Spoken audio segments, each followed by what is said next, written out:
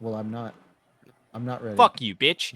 That's how the episode starts. It's just, I'm not ready. Fuck you, bitch. Oh shit. Oh, shit. Get out there and make us money. We're going to need to cancel Elaine now. We're going to. No! Yeah, She my Miss swore in the Andrew. first minute. That's the golden rule. You can't do that. Fuck it. Oh, well. So Double we're down, live I now, guess. right? That's This ship is sinking, but I'm sticking to it. I'm the captain. Yeah? Yeah, I'm sinking with the ship. Fuck it. I'll curse all I want. So would you say that you are losing? I'm gonna stab you. Whatever joke you're making, I'm too stupid for. I don't get it. You would What be do you losing, mean? you know, some kind of a game.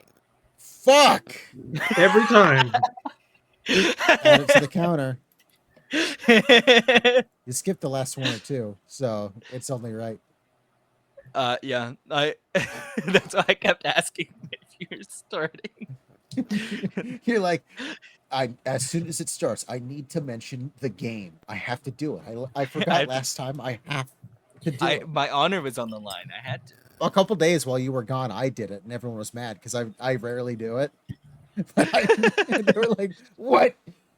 I wonder what my secret word is. Yes, there are secret words. I try to keep them kind of on topic. It's the same one as last week. No. that you This said is you a might void. keep. It's grenade launcher, flamethrower, gun bullets, healing, bad, crafting. Skyrim. Is it any of Flames those? Evil. Because for me, it's like games that you know I play usually. Don't mind me just blurring out like an AI. I'm Yeah, me. yeah, me I too. am real. Mold handgun shotgun. Mold man. There's no need to feel down. I So- said mold man. I will admit that they are things that have to do about the game we're talking about today specifically, but somehow you have all managed to completely skip them, and also all of them are different. So if Wulfryk can get to one, but that's Fancy's word, doesn't count. So all of you are gonna have to start doing your alphabetical lists. Broken boxes. You fuck this game. Flamethrower grenade launcher. Margarita. Margarita. Bugs. I still can't get over the scene of Lucas getting his hand chopped off. Oh, not again. Oh, not again. Dude, if they could have made this game a comedy and it would have worked, honestly. It would have been better. Grandma looking at you longingly from across the dinner table. She's sitting right next to you, though. I know. Grandma! Anywho, So, what are we starting with? What you've been fucking playing, bitch? Is that a goal for me? Is that for me to go on? You want me Yeah. to start? Yeah, you go. I've been playing. That is your name in That the is thing. your name. It's my given name. Please don't call me bitch. I'm pretty sure that's Mr. illegal. Bitch was my father's name. Yeah. Oh, please call me bitch. Mr. Bitch was my father's name. That's my joke. You just said it louder. You I did. misogynist. So good. I've been playing Skyrim VR. Enter the sexist Blade and jokes here. Sorcery, Elden Ring, and Baldur's Gate 3. I've been playing these more than I've been playing the podcast game because podcast game's really hard when I have really hard stick drift. It's so hard to hit anything. It's so hard to like hide when I'm just eking out. Well, take out some of that paper money and get a new controller. I don't have. she doesn't enough have money. any paper money. Well, why not? Because she's running on my money. I'm so unemployed. I'm taking from other people at this point. Damn. Do I need to send you a controller? No, you don't. I'll take that opportunity. It's my turn to talk about the games I've been playing because I play elect video Lad games. to go next. No, too bad. I'm already going. Wulfryk's I've been gone. playing Armored Core 6 Fires of Rubicon again. I modded it so Oh, it's even no. faster. Me and Love just Cyberpunk. needs that adrenaline Elaine and injected into his veins. Skyrim. This game scratches all of my needs almost. I've been playing Minecraft. I've been playing Pokemon Scarlet. I've been playing Pokemon Unite.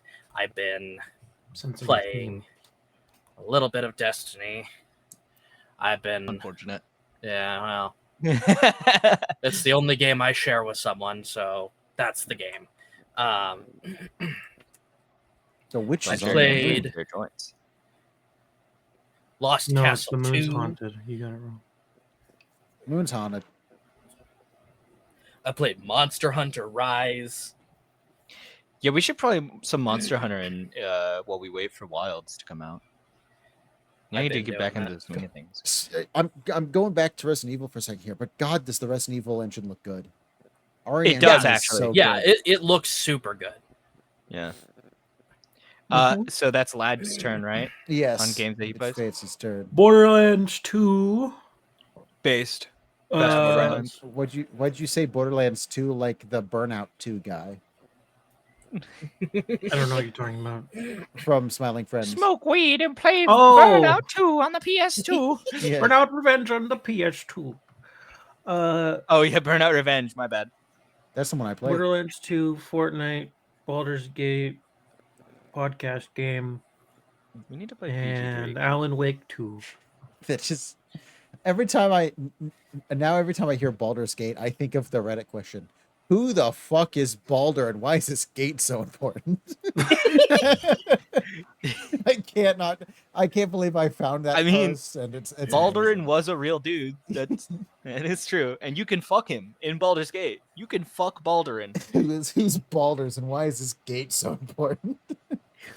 Baldur's Oh Gate. god, that makes me think of the Five Nights at Freddy's thing, and it's the Monty Python video of a bunch of knights dancing on a table, and the caption's just Five Nights at Freddy's, I guess. I don't know. I haven't played the games before. Is this where you want to be? All I right. just don't get it. I have played Cyberpunk some more because that is my Skyrim Comfort and game. my It's Fires of Rubicon. your comfort Call of Duty Modern Warfare 3, the finals, Fortnite, X Defiant. I'm kind of a shooter guy. You might not. Oh, Spectre Divide. I played the playtest of it. Ended today. I'm very sad, but I don't know how I was accepted into that. I got my boyfriend to be into it, but he was accepted along with a bunch of other people because they unlocked more game modes. So to fill them out, they just accepted basically everyone. I don't know how I got in on like day 2. I just was like, fuck it, I'll just do it. And they accepted me right away. I was like, what? What the fuck? So I got to play that game for like an entire week and a half, and that was fucking cool. Like that game. Lost Tower 2 and the new game in early access, Matchmaker Dragonheart. Those are the games I've been playing. Dragonheart? Yeah. Born. Turn Born. myself into a star, born. I can't believe we just stole Dirk's joke like that. Or Wulfryk, isn't We're going Wulfryk to in this podcast, right? we're going to rename the podcast "We Steal Each Other's Jokes." Dragonheart.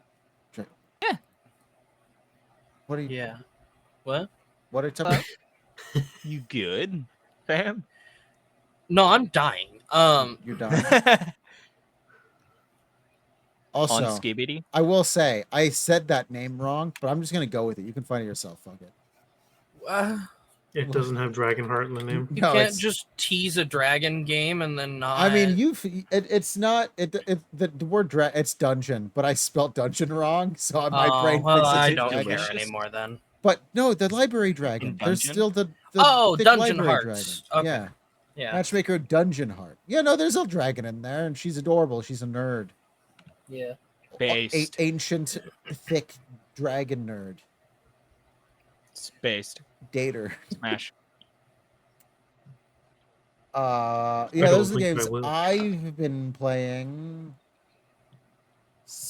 Mostly Spectre Divide, the finals, shooters. I'm a shooter guy. Call of Duty Shoot 'em Man. Call of Duty, shooter man. Okay, can we stop stealing jokes for 5 seconds here? No, No. big news. Let's get right.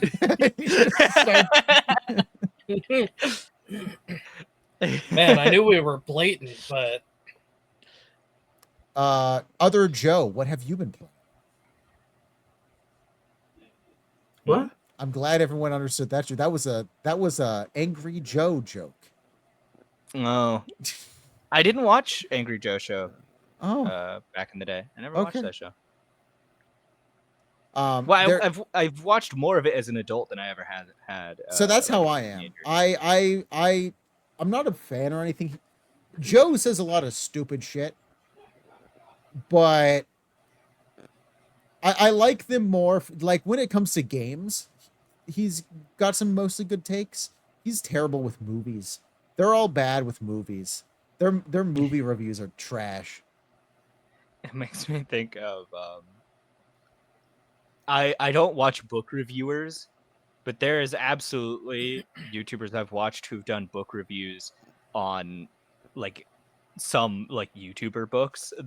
The ones that I think are the most funny is I think Strange Aeons did book reviews on Onision's books, and that is pure comedy. Yeah, it's always funny when you find someone that like I said, Angry Joe, their actual reviews of games go quite in depth. They always finish the game, sometimes even multiple times, and they really go into it and tell you like why they like it, why they didn't like it. They do like they're less cringe. What's the movie reviewer that does skits? The bald guy, Nostalgia Critic. He's a less cringe nostalgia critic for games. But just like how if Nostalgia Critic did game reviews, Joe's movie reviews are terrible. It would be like if you went to a movie review and they're like, I'm doing a book review. And then they're like, so I got this new book, We Deserve This. And it's so political. Why does it have to be about trans women? And the name of the book is We Deserve This, a trans automotive lookbook. It's like, what were you fucking, what do you mean? Like, what do you... I don't read a lot outside of like D&D source books, to be fair. So it's like a lot of literature is a little lost on me. I know what makes a good story, but most good stories I watch are like TV shows and shit. Mostly like anime and stuff. And writing it for an anime is different than writing for a book. Who's like comics are different than books even. Someone is either fighting an arm on their chair or they're trying to pump a bike tire up and little arms in my chair. It did sound like a pump. I'm playing with arms in my chair. I that's what I thought it was. That's why I said that first. But for a second, it also sounded like your little manual bike tire popped. It broke. It's like, why won't my air mattress blow up? Yeah, I just get bored and have to whip it out. I think that is a sign of addiction. If you're bored. Straight jorking it. And by it, I mean his peanuts. The good old jorkin de penis. That's a character. I'm writing that down. That's a meme. You say that? Jorkin de penis fans. That's what the JD stands for. Can Dusty hear me? Yes. Okay. I just didn't know that was a thing. Jorkin it for a little bit here. I know, but I've never heard Jorkin de penis said like a name. Yeah, here. Look in the Jorkin in the chat thing. Oh, JD Vance, yeah. Okay, I get that's where that came from. Jorkin. That sounds like a name someone would have in Fallout. Mm-hmm. Long Dick Johnson and Jorkin the Penis Man. That needs to be pretty close to a J.K. Rowling name. Jorkin. I still love that meme. The J.K. Rowling after naming a mentally disabled character, I'm Ari Tard. Oh. Jorkin de penis. I just think that's funny. Yeah, it's been my favorite meme about him aside from the couch thing. Didn't he like name an Asian character Cho Chang? Yes, one of the only Asian characters. Also, are you familiar with the couch thing, Dusty? Yeah. Oh, yes. Someone took a picture of a couch that had been abandoned in the woods with a bear on it, and they just said even the couch chose the bear. remember I have the Carrot Weather app, and I sent you a screenshot where my weather app was like, so JD Vance in the couch, huh? Even my weather app was making jokes about it. Well, the part that makes it so much funnier is how vehemently he denies it. Yeah, but he can't deny the dolphin allegations. There's just nothing he the can do best about that. the best part about the That's couch is everyone was like, yeah, it's true. He put it in his book. But then people read the book and they realized it wasn't there. But because but it wasn't talked about in the book, but there's also no way to unconfirm it. So it cannot be confirmed nor denied. There's nothing about it.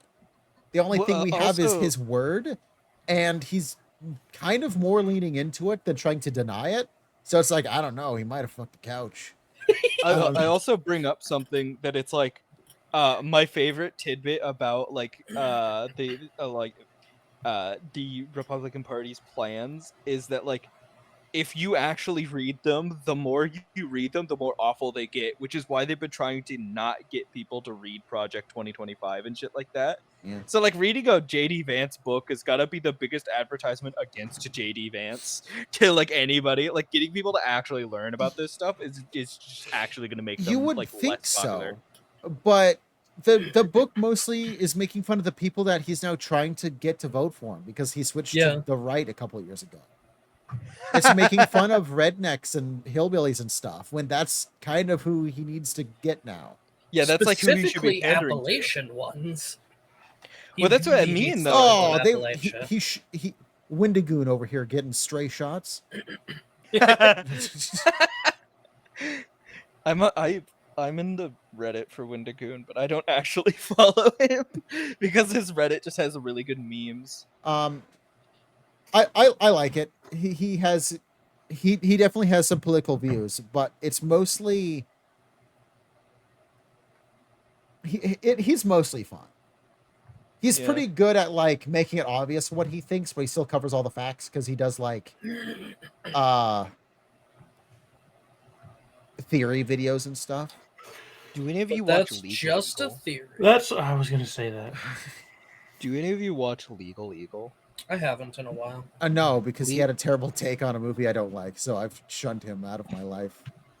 Legal Eagle was very funny to watch go through the whole the Trump immunity trial because he was so certain in the beginning that Trump would not be deemed to have immunity, but like then when you see like that they like said that he does in the thumbnails, like you could see him go from hopeful to completely depressed. Yeah. Like the one where like Trump was said to have immunity for everything that he's done.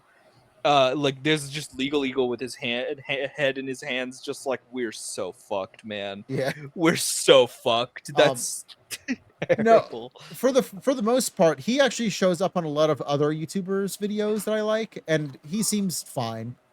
I just don't really watch his main channel. Like he showed up in Donut, and they covered like, are these illegal? Car mods, you know, and he'd break it down, and for the most part, yes, they were, because a lot of them were like ways to obscure your license plate and stuff. So it was like, how these are illegal, how and why, and that kind of thing. Yeah. But yeah, no, the last time I actually watched his own channel, he both made me upset, but it also just proved that he's an idiot sometimes. And that is, he tried to defend Captain Marvel just beating up the biker because he asked her to smile. And he did it because he grabbed the newspaper that was in her hand. And it was one of those things where by law, that is like, you are assaulting. She is holding that. If you grab it too rough, or you don't have full control of your arm because you're just so mad or something, you could accidentally hurt her. So that is like a form of assault, right? But it's in lore. Think of this: random biker who got his arm broken versus Captain Marvel, a superhero. Do you think anyone on the jury would be like, yeah, she was in danger? Yeah, exactly. That is kind of where everybody was at with that. It's like there's reasonably nothing that anybody could do to harm Captain Marvel. There's no reason she needed to fear anyone. And then she stole his motorcycle. I would also point out, I have some experience in this as I am a martial artist. I practice Taekwondo, And one of the things that I know is that because I'm a black belt, if I were to assault somebody, or if I was even to defend myself, and I go overboard, I will be looked at a lot harsher in court than somebody who has no experience. Yeah. Because I should have the control to not harm somebody. Granted, I'm out of practice, so that might come up, but still. Yeah. I mean, this doesn't matter a lot of the times, but when you are very strong, this can come up. yes. But yeah, the funniest thing about that is he at the beginning said, I didn't watch the movie. I'm just going off of this leaked clip that isn't in the movie, which is why I didn't have to watch the movie. The reason why everyone really shat on him for that take, though, is if you remember, she walks up, she gets on a bus looking for an alien. She's all mad, right?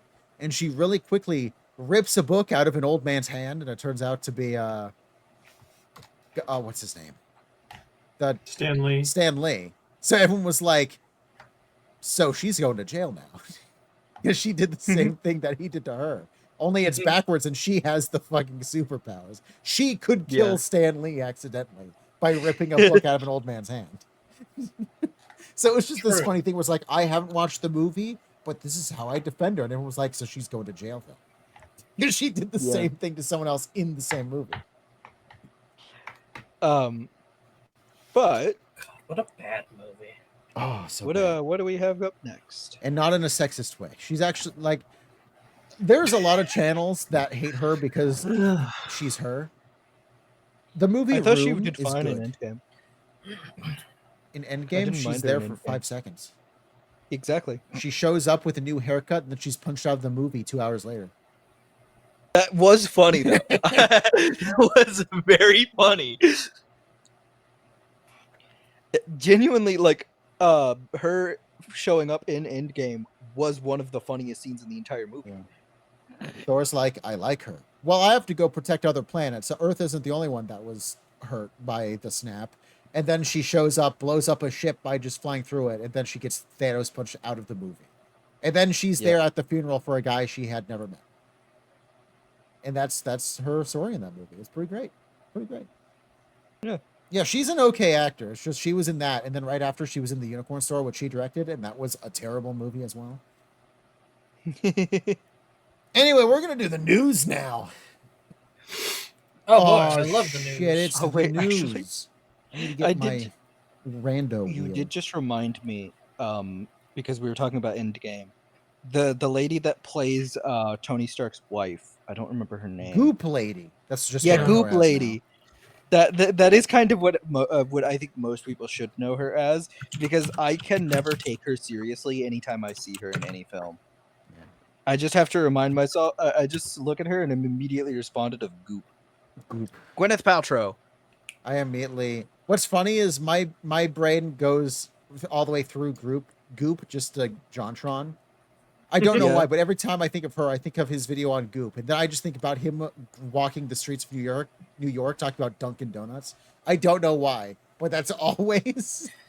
Man, anytime I think of JonTron, I think because some of his videos are really funny, but then I always just remember this man believed in the Great Replacement. yeah, he's got some problems. Luckily, when he's following a script, he knows how to deliver lines funny. That's true. He's like an actor where he can be a terrible person, but then he could play a likable character in a movie, and for a second you forget how terrible he is. Yeah. It's not like other YouTubers where they are that character all the time. So then when they're a terrible person, you're like, well, now every video is ruined because that's the character. Yeah. No, JonTron, you can still enjoy the videos because he's playing a much different character, and the comedy's hitting. Well, it's like with a good example, Mini Lad. There's no character there. No, once that was he him. was outed as being terrible, he's just terrible. Like there's no going back and watching his old videos because it's just him. Ugh. Why did he gift all of those children giraffes? Because he wanted to see the children. Yeah. Why did he always do gift drives? Children. I feel bad for anybody who followed Lion Maker as a kid. I don't know who that is. He was a Minecraft pedophile. Why is it always Minecraft? But he specifically targeted like as an audience, like young kids. I am going to have to unfortunately confirm that if Captain Sparkles is found to be a pedophile, I am shooting myself. I cannot live in a world where Captain Sparkles is a pedophile. He's the one. Okay, but I had to deal with Skyda's Minecraft being shitty. Yeah, but at least like, he's that's who I watched shitty in as a like kid. just a shitty man kind of way. Yeah, now he's a crypto bro even, but he's not a fucking pedophile. At least it seems like he's somewhat there for his kids sometimes. Like, God, why did we have to put up with net nobody? But the news, right? News. My news is net nobody. His music sounds like trash. He's finally releasing some music, and it's not good so far. I could have told you that. That's just funny. Well, see, that's the thing. He's an okay singer. If you remember, he did a Minecraft cover, and he's an okay singer. It's just now that he's doing everything. Yeah. All right. I'm going to do a wheel to see who's going first. Spin the wheel. Spin the wheel. We got Vance, we got Wulfryk, and we got A. And we got E. Oh, I spelled A and E the same. That's a problem. Great job. Durst. There we go. Spin. Who's gonna go first on the news? Fancy, you're going first. What's your news? I've never wait. No, this is just announcing the titles. Never mind. I thought I was picked for the first time. Well, we can have it. Marvel Rivals. If that's your That's the title. That's your made-up title. Just Marvel Rivals. No, it's just something that got announced for it. Then call it Marvel Rivals announcement. Shakespeare. Marvel Rivals announcement release date and shocking new Marvel Rivals content coming soon. It's not shocking. It's just a good thing. I mean, a good thing is shocking from the game. It's from gaming right now. I guess, sure. Because if it's shocking news, then it's Bungie let go another 100 people. Bungie sold a bunch of people to get more cars. But it's not the CEO, it's Bungie.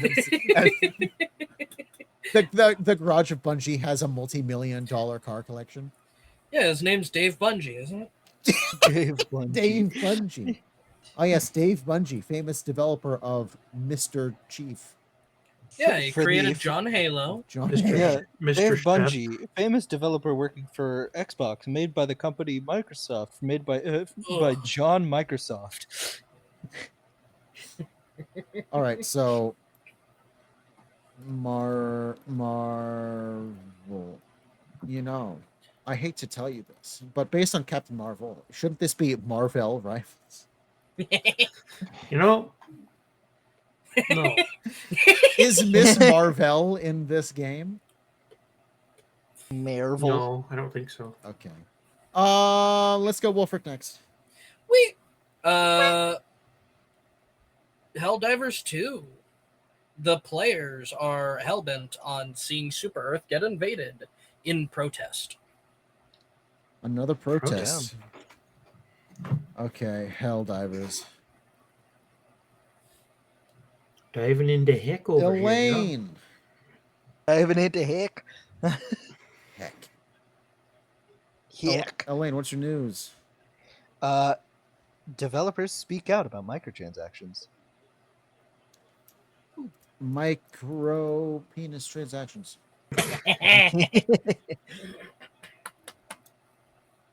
Microtrans. And then mine is going to be. Oh, hold on. I'm trying not to die. Okay.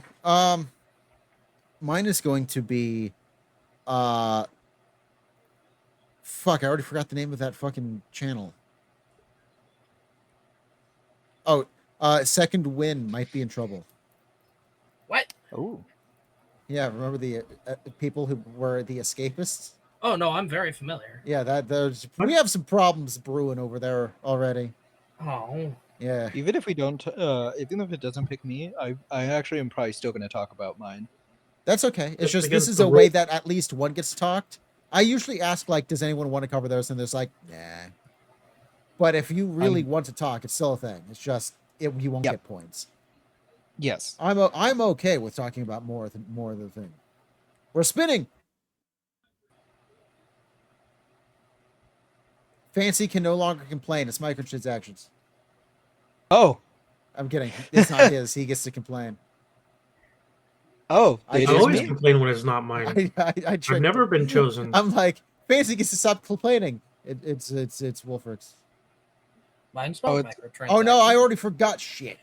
God, Yeah, I'm the man, microtransaction. you're Who really- is it? Just you're read really- the name. It's love. I was You're- trying Okay. to be funny against Fancy, and I fucked it up You so really- bad. yeah, that you're now I'm really just fucking confused up. everyone. You just I'm So, re-spinning. I'm kidding. so I can go on. Yes. So there was a survey conducted at DevCon 2024, and 90% of developers said that microtransactions should not be included in paid games, like at all. Yeah. Like a pretty staggering amount of them were like, no, microtransactions suck. It is literally just our bosses that want these. And even like a pretty decent percent of them also were saying that they believe that there's probably going to be more layoffs in the future. I think it was the article says that it is 57%. Yeah. I mean, they're all striking right now. We're Yeah. going on strike. There's also people a large Krusty Krab, amount of unfair. developers also want minimal Mr. AI Krabs is in in there. their work, which I think is probably it, but weirdly only 31% says minimal AI. I wonder if the other 70% was more or less AI. But yeah, this is kind of funny to me, where it's like most developers are like, no, actually, microtransactions are terrible and we shouldn't have them. Yeah. Standing at the concession, plotting his oppression.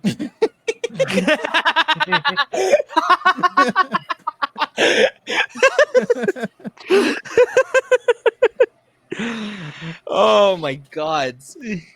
Wulfryk doesn't get these jokes because they didn't have a childhood. Nope. what do you mean I didn't have a childhood? You didn't watch SpongeBob. Spangle Bob. No, I didn't want to watch it. I watched Ninja Turtles and Transformers and Spider Riders. But yeah, that is I my watched news. a Yeah, good Spider show. Riders is on par with Yeah. the other three. You I didn't mentioned. watch a good legendary show. I watched a good show and a good show and a show no one on earth has heard of except for you. Duh. I didn't have Hey. time for SpongeBob. Spider I didn't Riders. like SpongeBob. I thought it was dumb. You probably started watching it before the good Love. seasons. Shut the fuck up. You watched Yin Yang Yo as a kid. I know you did. What's Which one was that one? Hold on. That was the one with the Yeah. bunnies. The Oh. bunnies that were ninjas. No, was it bunnies or was it a skunk? No, it was a bunny. No, there were they're- two bunnies they're- and then they're it was a panda. bunnies. Yo I've was a panda. Never heard of I think. this. Yin Yang Oh Yo. yeah, It's on I've seen JetX. that. I watched The that. name Do you remember sounds familiar. JetX? No. I loved JetX. JetX was so cool. It got axed pretty early into my childhood. I think it was like 2008, 2009, where it got completely axed. There was a dragon racing show on it. I think they also had I think they also played Jake Long on their No, that was on their Disney. program. I know or no, yeah, JetX it was Disney. had Chaotic. It had Sonic X, Yeah, Chaotix. Teenage Mutant Ninja Turtles, Sonic X, Dinosaur Go King. faster, Sonic. I haven't heard of any of these shows. Gotta go Jackie faster, Chan faster, faster, Adventures. Sonic X. It, I think was the go-to place for Sonic back when I was a kid. Code Lyoko, Dragon Go, go, go, Booster, go, go, Eon Sonic Kid, X. What? The Tick. JetX was fun. I What the miss it. heck is this? I haven't heard of any of What these the shows. hell even is that? There's a Yin Yang Yo mod for Elder Scrolls Morrowind. Dude, fuck yeah, bro. Hold I'll on, say- send me I'll that. Share you, save an image here. I'll send you. Can you send that to me? I want to Yes, see it. I'll I send it on really the want to know what the Discord. fuck this is. Sending it on Discord. Standing at the concession. I was just looking at images of Yin Yang Yo, and it was there. Where are you sharing it at? Discord. Where on Discord? Which Discord? Images. Oh, The podcast one probably collecting dust. Yes. It's a PNG. I saw that meme. Oh God. There you go. That's in Morrowind. okay, Dusty. Can you please put this in the thumbnail? Hold on, let me open Discord. Oh my god. This needs to be shown. The world needs to see this. Look at the mod Yes, I could put them in there. I'll cut one of them out and I'll put them in the thumbnail somewhere. I want you to like put the whole thing in there, but like the size of a flea. Like No, It's got 5 total downloads, 1 today. one today. Oh yeah. Whoever downloaded it today, hats off. Never heard of this shit. I haven't It's heard of it this was a channel. fun show. I've I heard don't none know of if it these was even shows. good. It's been too long. Wait, you've never heard of Jetix? at all? No, How? I have. I had PBS Cubo. These were like Saturday morning cartoons. Yeah. Yeah. Yes. Uh-huh. Doesn't mean I knew the channel existed. Okay, but like, what about Super Jetix. Robot? So Monkey here's Team what you need to Hyperforce remember Go? about me. The reason I didn't know about JetX is because when I would have been the age to watch these shows, I was already homeschooled and had no friends that watched JetX, so I didn't know it existed. That's fair. I only knew Cubo existed because it was next to PBS. And the other reason I knew PBS existed was because my mom knew it existed. Okay, Was but you've JetX never heard of owned The by Tick? Disney? I've heard of the Tick. I didn't know it was a Okay. show. Yeah. I know the Tick There's exists. also a live action movie. but See, don't I know watch about it. the movie more than the Don't Tick. watch the live action movie. Okay, so yeah, It's bad. Jetix was owned by Disney, and it was shut down as a broader strategic shift by Disney in 2009 to unify all the shows under the Disney XD brand. Oh. Disney XD. Why is Because there like a the action XD killed oriented. it. Okay. I hate Yeah. Disney XD. Well, Disney XD also didn't bring the whole thing. They didn't Yeah. bring a lot of the shows back over, so a lot of the catalog is just missing. like Code Lyoko Like, just- or Dragon yeah. Boosters. Or Chaotix. There's Or the Chaotic. live action show of the two brothers that are idiots. What? Why Disney does XD. Why does the Tick have a 2016 live action TV series on Amazon Prime? Why is it 2 Oh seasons? my gosh, I forgot entirely about Kid versus Cat.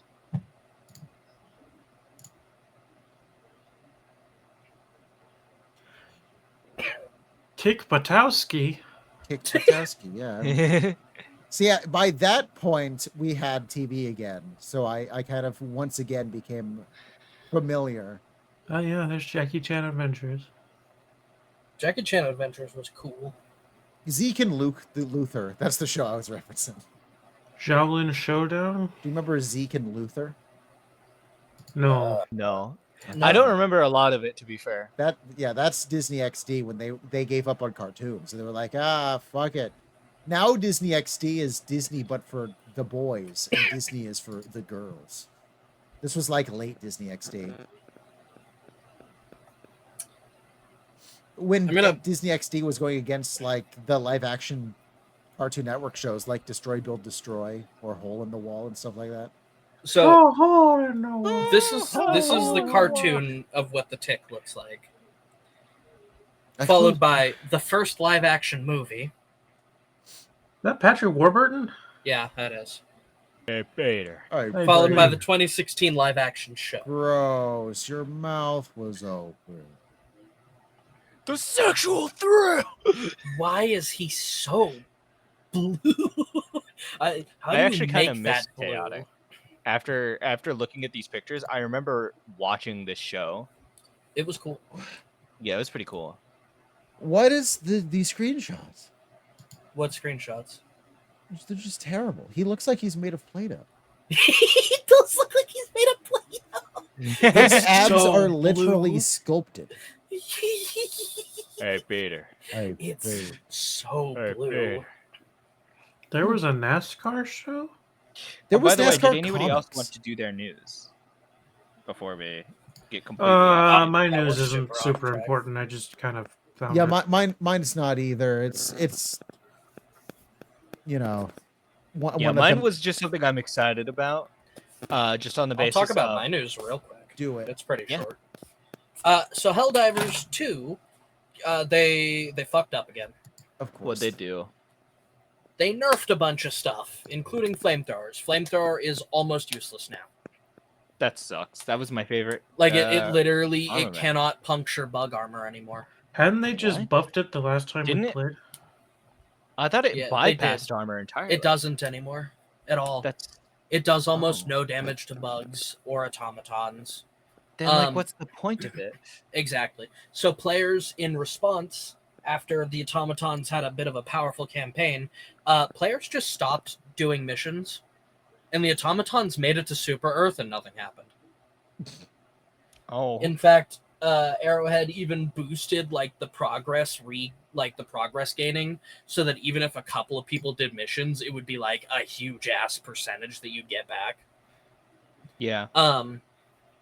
And because of how satirical the game is in general with its lore, people are rallying with more propaganda, the same way there was Malevolent Creek propaganda. Yeah. Mhm. But they've settled on the faction name Chaos Divers, and they're just evil hell divers.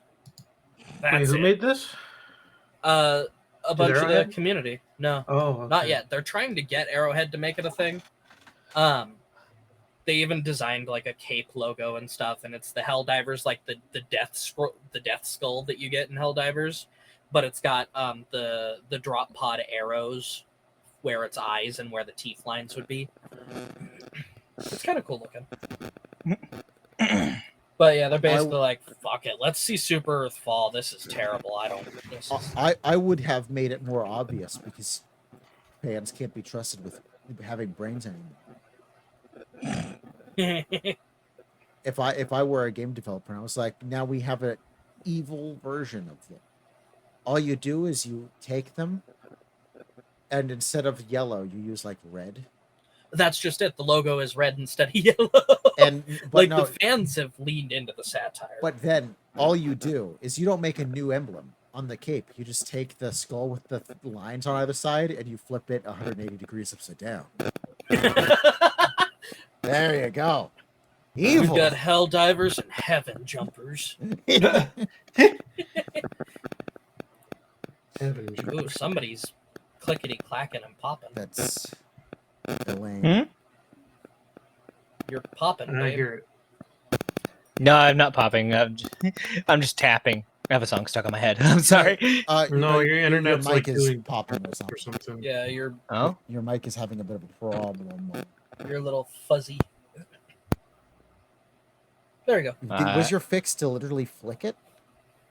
no, she- I just turned my mic she off. turned and it on. off. Back Okay. It's just with such a loud pop for every when you off and on. I thought you were literally just flicking Did it. that actually fix it? Is it just gone? Yeah, that's Yeah. fixed Yeah, now. it's fine. Great. Love that. Yeah. I thought you were doing percussive maintenance. Just come on, fucking work. I mean, that also Click. is something that happens. I just.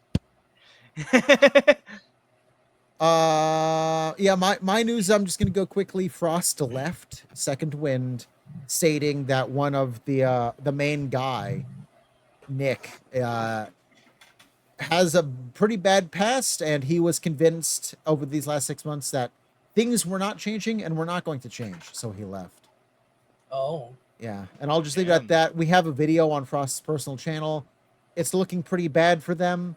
You don't want to be the CEO of a company and being a previous CEO and owner of other companies and have a history of things to the point where your employees record you.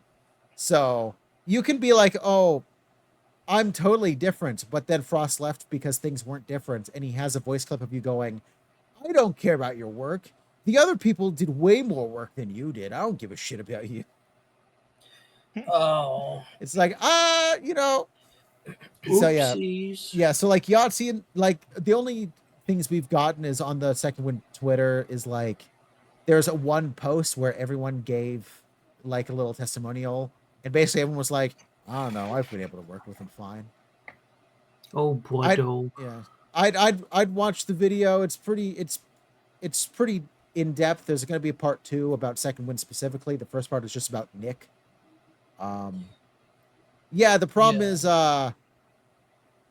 he has a lot. He apparently Nick is bad enough that when you just openly go, "Hey, I'm asking you about Nick," people will run to you with stories like, "Oh, you want to hear about fucking Nick? Get a load of this."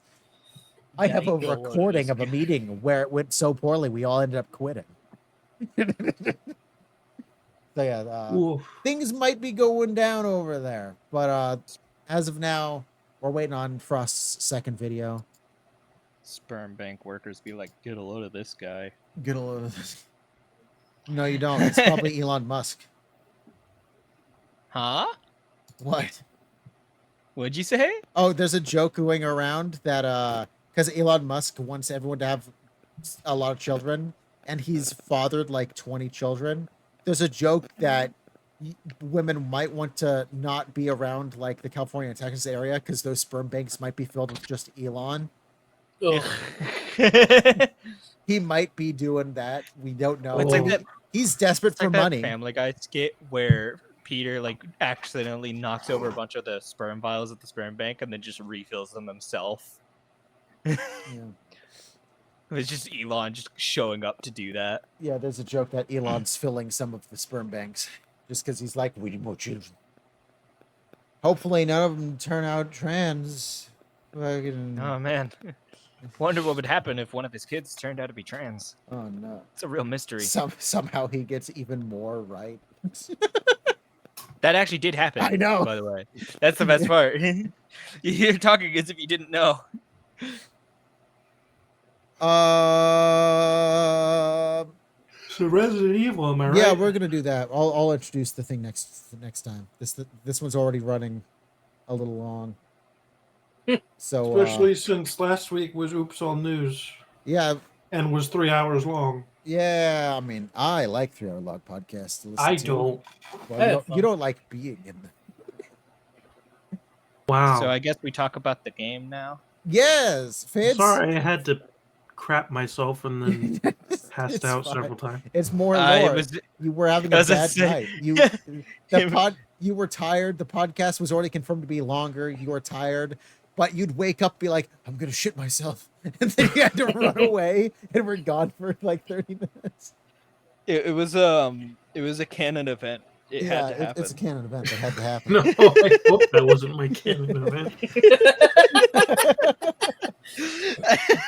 You go You don't back in time choose the to stop canon that from event, it happening. chooses And, you. like the world around you is just breaking down. Miguel is giving a speech. It shows all these Spider Men and women over Uncle Ben, and then there's just you on the bathroom.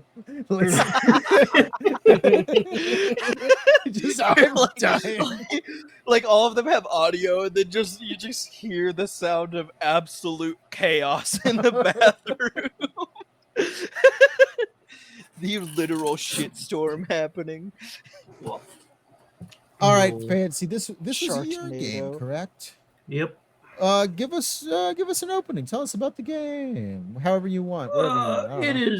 The game is Resident Evil 7 Biohazard. You play as Ethan Winters, who is a generic white man looking for his generic white girlfriend / wife. Not sure which one it is. Wife.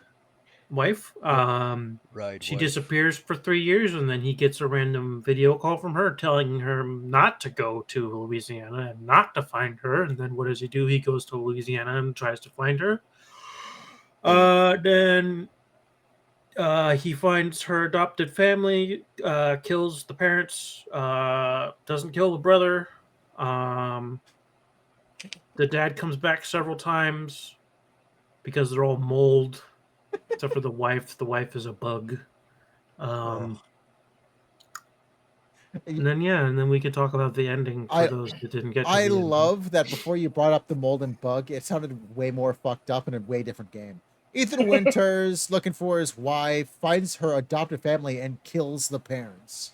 That's how Yeah, I you mean, started. it is a survival horror I game. should have said that they were mold before that, but I didn't. It's if that They're the without black knowing mold it in was a J.K. Resident Rowling's Evil house. game, you're like, what game is this? You find her adoptive parents and you kill them? Survival horror, but you are the monster. There is a game like that, love. Evolve? I'm kidding. But I'm so sorry. There's a couple games like that actually. There's one where it's not survival horror, but it's like you're the monster and you have to go like hunt down all the people that showed up at your house. Oh no, Calm Time. I'm Yeah. Oh, is that the Calm one Time. where you play as a little gremlin dude? I don't know. Bad. It's called Calm Time. It's not. I think you're like just a normal dude. Survival horror, but it's Tattletale. You remember Tattletale? No. You don't? If we ever play a survival horror game again, it's got to be Urge. Tattletale. Come oh man. I remember Tattletale. But That was like one of the best indie horror games from that time. Yeah. talking about Resident Evil 7, I think I played it the least because I was just having too many technical issues with my controller. I will take a loss of points because if you deem it so, because I really only made it through the prologue. No, you see, I've known you've had controller problems. I've been giving you shit over them, but that is an actual thing. Yeah, Uh, I just there's a genuinely couldn't play past that point. yeah, there's a reason, but though that Fancy and I were like, okay, Wulfryk, we're pushing you as far as we can because we need. To be fair, I was watching Dirk play. Yeah, I For a didn't lot know of how it. short it was until I finished it. I was like, oh, that wasn't actually that long. yeah. I want to point out that you finished it faster than Markiplier, so Did I? yeah. Well, Markiplier is like entertaining people at the same time. He has to stop and be Yeah, like, that's "Oh, true. this is Big Box Tony," and he has to Yeah, do a whole fucking but- thing. Yeah. It took like Lad did it in like Big box toy. a fifth of the time. Listen, I know it's Tiny Box Tim, but I have to. That hasn't been a thing in I a long time. know, but it's Big Box Tony. Wharf Stash is newer than that. I mean, like that's like the old lore of PewDiePie versus the barrels. Oh yeah. Oh yeah. Yeah. And then the statue from Amnesia, where I don't remember what he named it. Stefano? Stefano! Yeah. Yeah, they do that stuff. They just imprint characters on things and then it slows them down because now they have to the box has to make it to the end of the game now. I think that was makes me think- very much a part of the time back then. It was, but still. What game is it that the garden gnome can be taken to the end for an achievement?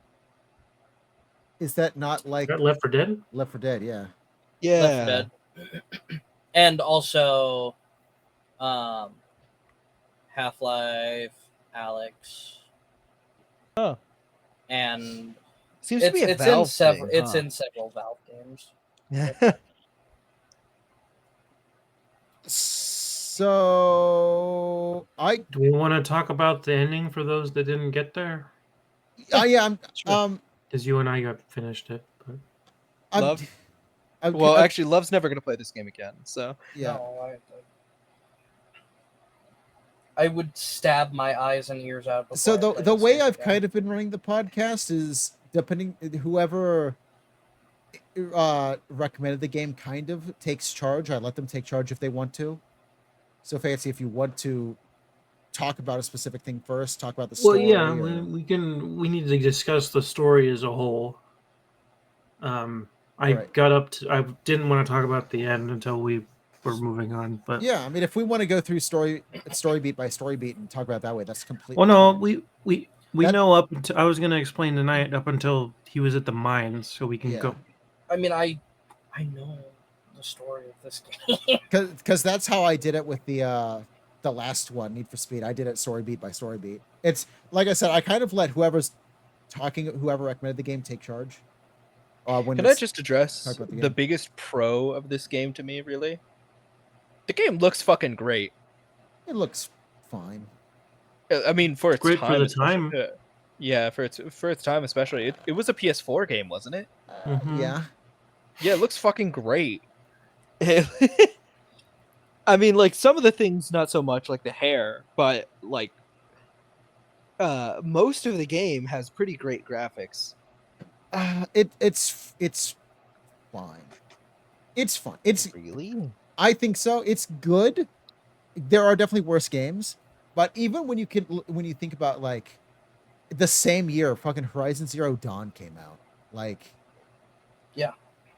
Yeah. like Okay. RE But still. Engine has had. I still think RE Engine has recently finished its glow up. I think now we're looking at the new Monster Hunter trailers. It's like, okay, like this is like a good looking engine. This game can do The things. Monster Hunter trailers make me so excited. Yeah. I'm excited too, but I have no money. Yeah, like the same year Assassin's Creed Origins came out. Destiny 2. Well, Destiny 2 doesn't look amazing. You're a liar. World and War you know 2. it. Call of Duty World War 2. Like No, Destiny 2 looks good, but it's not one of those games that really wows me in its spectacles. I will say, Uncharted: The Lost Legacy, Wolfenstein 2. What were you gonna say, lad? Did Lad Lad. die? I think lad died. Okay. You killed him. I killed him by bringing up Wolfenstein. You killed him by talking over him. Ha! Get fucked. The only thing I'll say is I think it looks better than it really should because it's grungy, but it still has a style. It is surprisingly stylized when you actually look at it, and I think that's helping it age. I think if they went with like as HD textures as possible, make everything look as realistic as possible, it would look far worse. That's true. And, here's another game That's true of a lot of things. Prey looks way better than this game. Yeah. Like Prey I looks think amazing. it looks fine. okay, It's sorry. a fine looking game. Welcome back. What were you gonna say?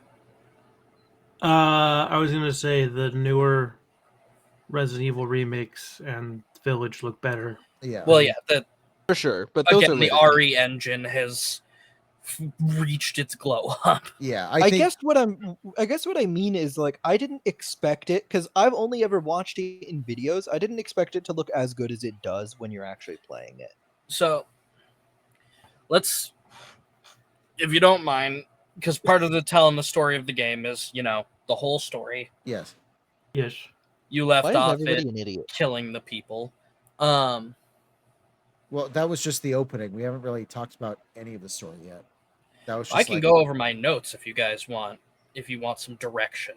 I have a lot to say about this game, and none of it's good. If Fancy doesn't mind, I can take charge. Yeah, I don't know where I'm going with it. So All right, we're gonna talk about the story and shit. So no, I can help you since we both finished it. So. yeah, so you Just keep rubbing it in. That's not what I'm trying to do. You know, we should. Are we going to talk about the end of the game for the people who haven't finished it? Did you know that we finished the game? Hey, we finished the game. Don't worry, I'll help you. So here's the thing. The rubbing it in from him is going to have to start. He's going to have to start doing things to me because I have a confession. Woo. What? I lied. I played this game on easy mode. That was the only way I was. You You dirty bitch. Oh, I was there when you started it, and you asked me, and I said I'd played it on normal. Yeah, I lied. However, this brings us. God. I'm going to say fuck the story, Wulfryk. Now we get to have a conversation without these two. Yeah. The only thing I lied about was the fact I was playing on easy mode. Everything else I said matched up with what you and Fancy said, which means the same way the game fucked with you, the game saw me in easy mode, was like, no, and then ramped up the difficulty. I had a normal playthrough. It didn't feel easy. The game was like, you're doing too good. Take away the ammo. Fuck you. I want to talk about that a little bit because I Googled it because I was like, there's no way. Because you saw it when the monster would just lunge at me out of nowhere and my health would drop from full to fully red. I looked it up. There are pseudo-random crits, and there is a sliding scale system where every time you deal damage, the number ticks up a certain amount, and that puts you into new difficulty brackets. And the more you die, the lower those difficulty brackets go again. But the thing is when enemies one-tap you, they don't hit you enough times to bring that bracket down as much as it's gone up because you've been trying to avoid dying. Yeah. Yeah, that's what happened to me. Yes, on my sets it says easy. Right away, the game saw me getting headshots, and I had my reticle off. The game was like, "Fuck you, dude." Yeah. So 99% of the game was it was very much normal difficulty because the game was like, you're too good, obviously. So that's why, for the most part, I was able to be like, "Is this normal?" And all of you were like, "Yeah, that's kind of what I'm going through." Because the game's difficulty slider caught me. I was like, no. Now I will address with my controller issues, trying to escape the old man was getting easier, but it was just that I was having trouble doing like any hiding at all with my controller the way it was fucked. Oh, don't worry about hiding from him because he literally knows where you are all the time. Yeah, well, it's that plus the fact that I couldn't stop moving. That's my true. movement stick is veering to the left, and my look stick is veering up. You say it's not true, but I hid when he comes back. But you're not supposed to you, hide from him in that part. You're supposed to just. But you just said he doesn't know where you are. You just said you said that's not true when he I was knows. Playing where I never saw him. You said it's not true. I usually only saw him when I went back to that main room with the two staircases. Hold your horses. When I went towards the garage and I hid in the garage staircase, he walked around. He just paced back and forth in front of that doorway going, Ethan. What that means is he somehow got a glimpse of you, so he knew you were in that area. Well, that's the thing. He'd walk away and go to something, like he'd walk away into the dining room, and then he would immediately come back. He actually walked into the thing of the staircase and just turned around before looking at me and walked away again. And it's just like, he's right there. If I stand up or I move, he catches me. And he was like that the entire time until I did the bird puzzle and fucking killed him with a chainsaw before I was supposed to. Yeah, I love that the first dog head you got was the boss fight. That's funny. I mean, it kind of helped you in the long run. It was a big pain, but you didn't have to deal with him the rest of the opening third. Yeah. Or opening quarter, I guess. Yeah, and I know I was only able to do it with just the knife because of said sliding difficulty thing, which frustrating, but that's the only time it was even remotely helpful to me. Yeah, the game figured out I was too good far before that boss fight. Like, I remember like, oh yeah, this is very much easy mode. And then like 30 minutes later, it was like, this is not easy mode. And that's around, and a couple days later, you start doing research and find the sliding scale. I'm like, yeah, that makes sense. The game caught me. I was like, I don't want to, I've tried to play this game before. I physically get like raging headaches if I get too mad at a game. And I remember being there with this game. So I'm going to play on easy mode. The game was like, no, you're too good. You can't get that many headshots with no reticle and need easy mode. Fuck you. Yeah. So yes, I played easy mode. The game did not really let me play easy mode. The game was like, no, you're getting the normal experience. Fuck you. Can I express, when it comes to like difficulty in a horror game, this game's main draws of difficulty are, as you guys addressed already, the random crits and sliding difficulty in terms of their damage. But then there's also the fact that Ethan doesn't really control that well. No. And I think this is a type of horror that I get that there's an appeal for. I'm not quite as fond of it. Like, when it comes to difficult horror games, I think of horror games like Alien Isolation, where the main draw of the difficulty is that the alien kind of adapts to how you hide to it. The alien learns as you're running from it and shit, and that's really cool. Yeah. Ethan responds like he's in molasses, and there's so much input delay for some things, like blocking. Here's the thing, though. The Resident Evil games haven't had great control since the original. That game doesn't have great control. I want to point out, the original game's control scheme was a limitation of the techniques and technology they were using. The games got significantly easier to control in 5 and 6, 6 has really good controls. I tried playing 5. It's not good. 6 has really good controls. From what I've heard, 4 has like weird tank controls, but that game somehow makes it feel okay. Yeah. I have not played the original 4. You can't move and shoot at the same time. Yeah. My only real problem is just how unresponsive Ethan is. Yes. I will hold the block button, and there is like a half-second delay before he even tries to block. I didn't really have a problem with any of the boss fights, besides, of course, them all being bullet sponges. And only one boss fight having like super clear ways of killing them. The other ones are really just you're unloading bullets into their body, and eventually you'll win. But the one I had the most problems with was the first one, because Ethan controls terribly, and you're in a small caged room. Yeah. There's not enough room to build up speed and use momentum or anything. So you're just You constantly talking about the fumbling garage around. or the basement? No, the actual boss fight in the basement. Chainsaws. Yeah, the chainsaw fight. That's a very small room to be controlling the lumbering idiot that is Ethan Winters. Just Idiot is a pretty apt descriptor too. constantly, Like you try to move fast, and you're like, there's one. I can't tell you how many times I hit the one pillar in the middle of the room trying to move. Yeah.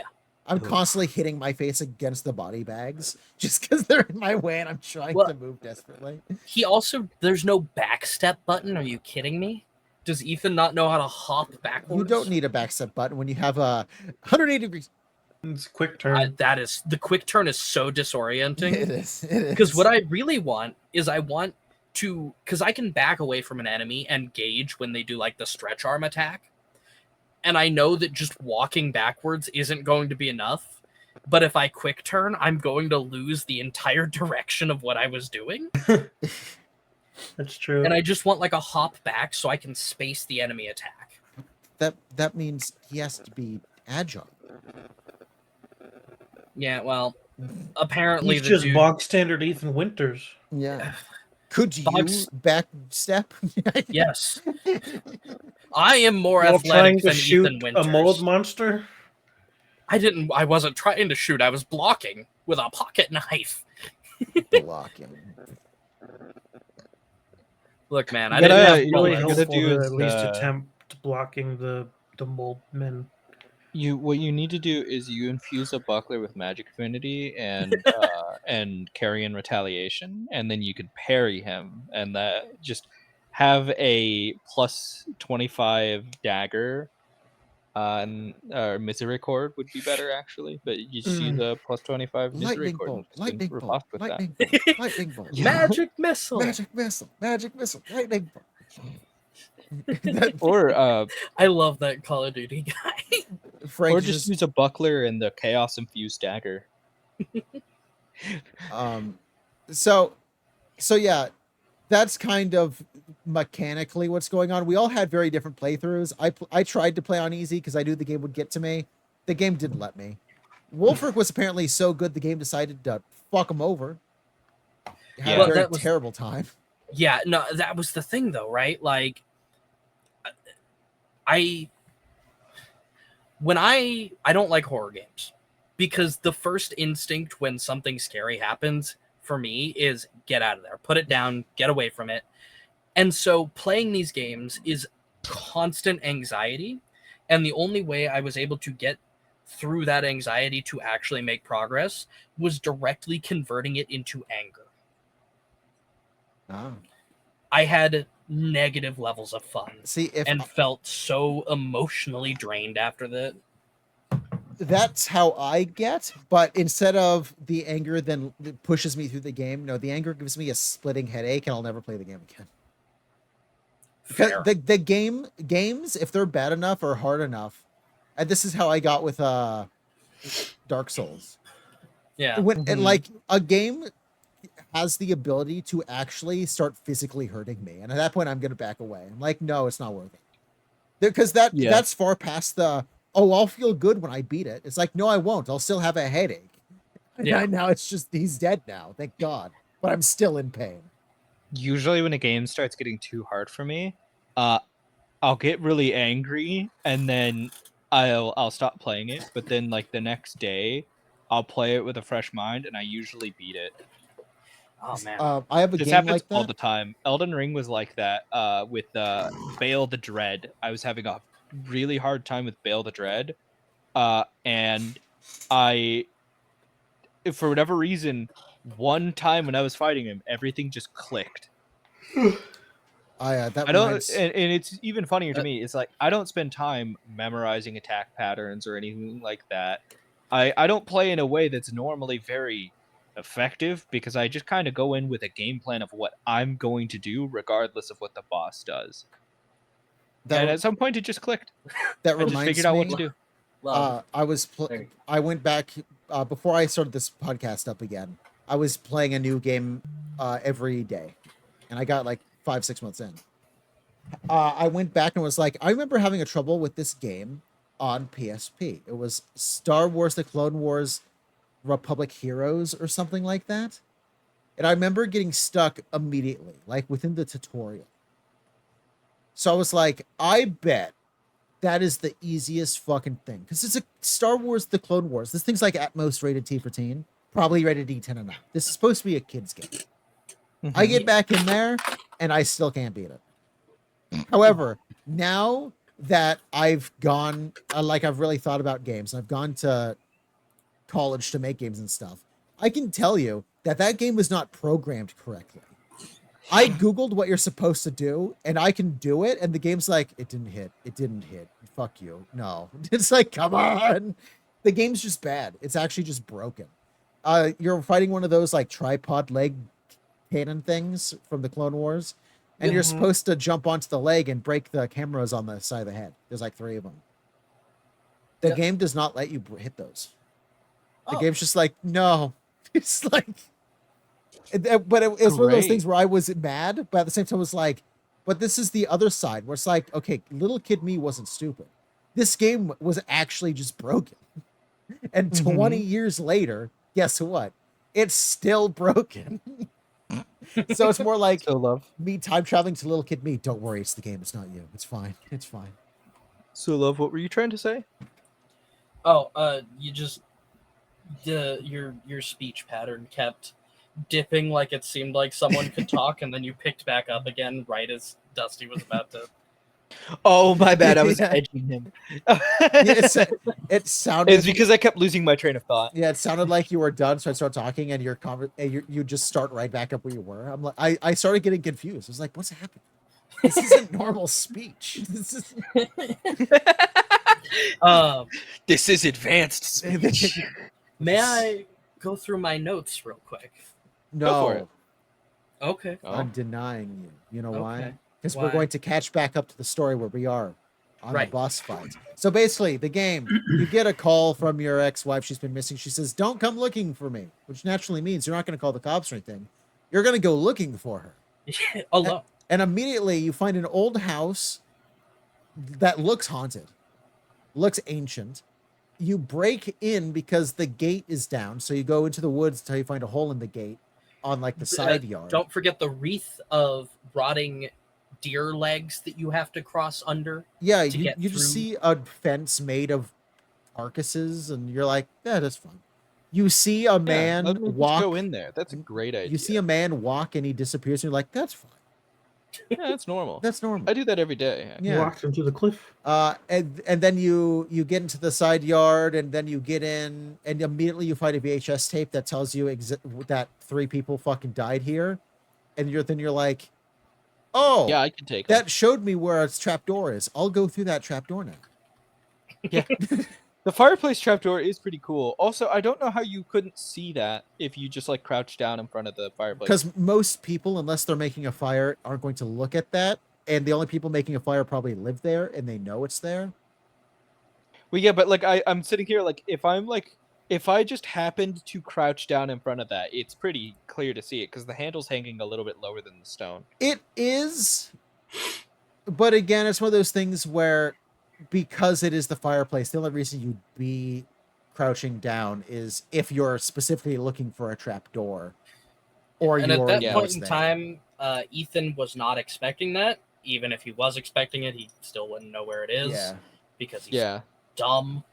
Yeah. Well, that one's not a slide on him, but he is dumb. No, That much is true. Yeah, no, he is dumb. He's not dumb for not seeing it. He's dumb for seeing 3 people get killed. And he's like, I should go down there.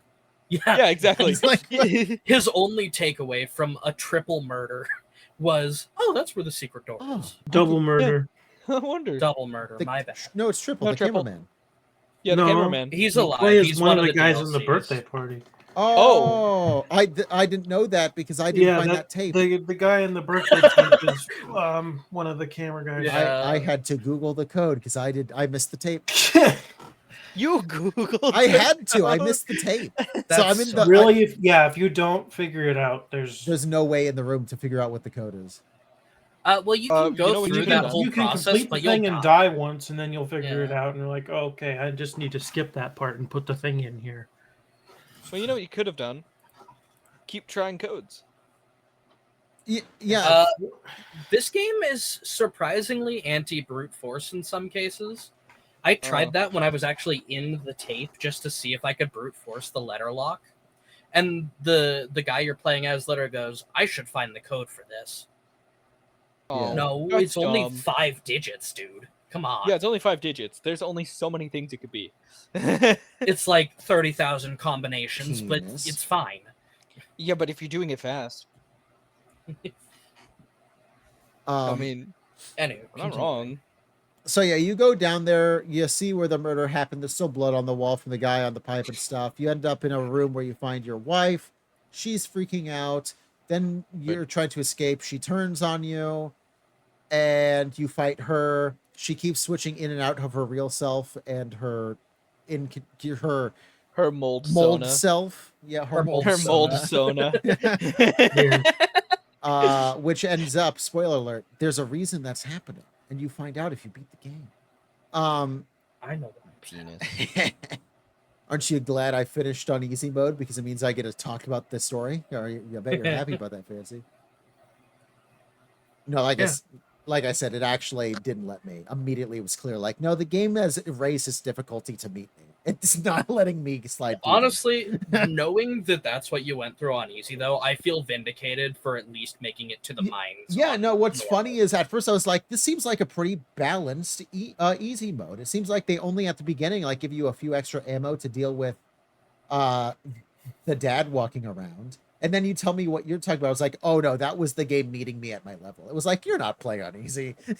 I was going to give the game more credit actually. And then I started talking to you and I was like, oh, okay, never mind. You're fighting her. You almost cut off her head. She cuts off your hand. Dad shows up. Welcome to the family, son. Then you wake up at a dinner table. And this is not again. oh, not again. This is kind of where the main actual game picks up. Right away you escape the table, and right away I have a problem with this. Right away, instantly. What's the I have a problem? problem. And I'm going to take this and take the time to recommend a game to Wulfryk. Because Wulfryk, you were like, I wish this game was like less spooky, like less scary, and was more just about exploring this crazy house. Yeah. Have you played the game What Remains of Edith Finch? No. Recommend I've it. heard It the is name. that. It is a walking sim where you are exploring a locked down abandoned house of like a crazy family, but now they're all dead. So you're picking up what is left of their family. The reason why this makes more sense though is the rooms were locked and then never opened again. So as you go up through this giant handmade house, it's like the Winchester Mansion at times. You're like, why is there a swing set that's 50 miles up above the roof? That kind of a thing. It's very artistic in that way. It's got a very painterly art style and stuff. But it makes sense because as like kids and family members died, they'd lock off the room to hide what happened to them, and then they'd never entered again. Come What's to funny this is- game. Go ahead. Go on. No, yeah, I was gonna kind of change the topic a little bit. The thing about this game is right away, it's like, okay, everyone's at dinner. Lucas is throwing food at you. How dare you? He gets his arm ripped off.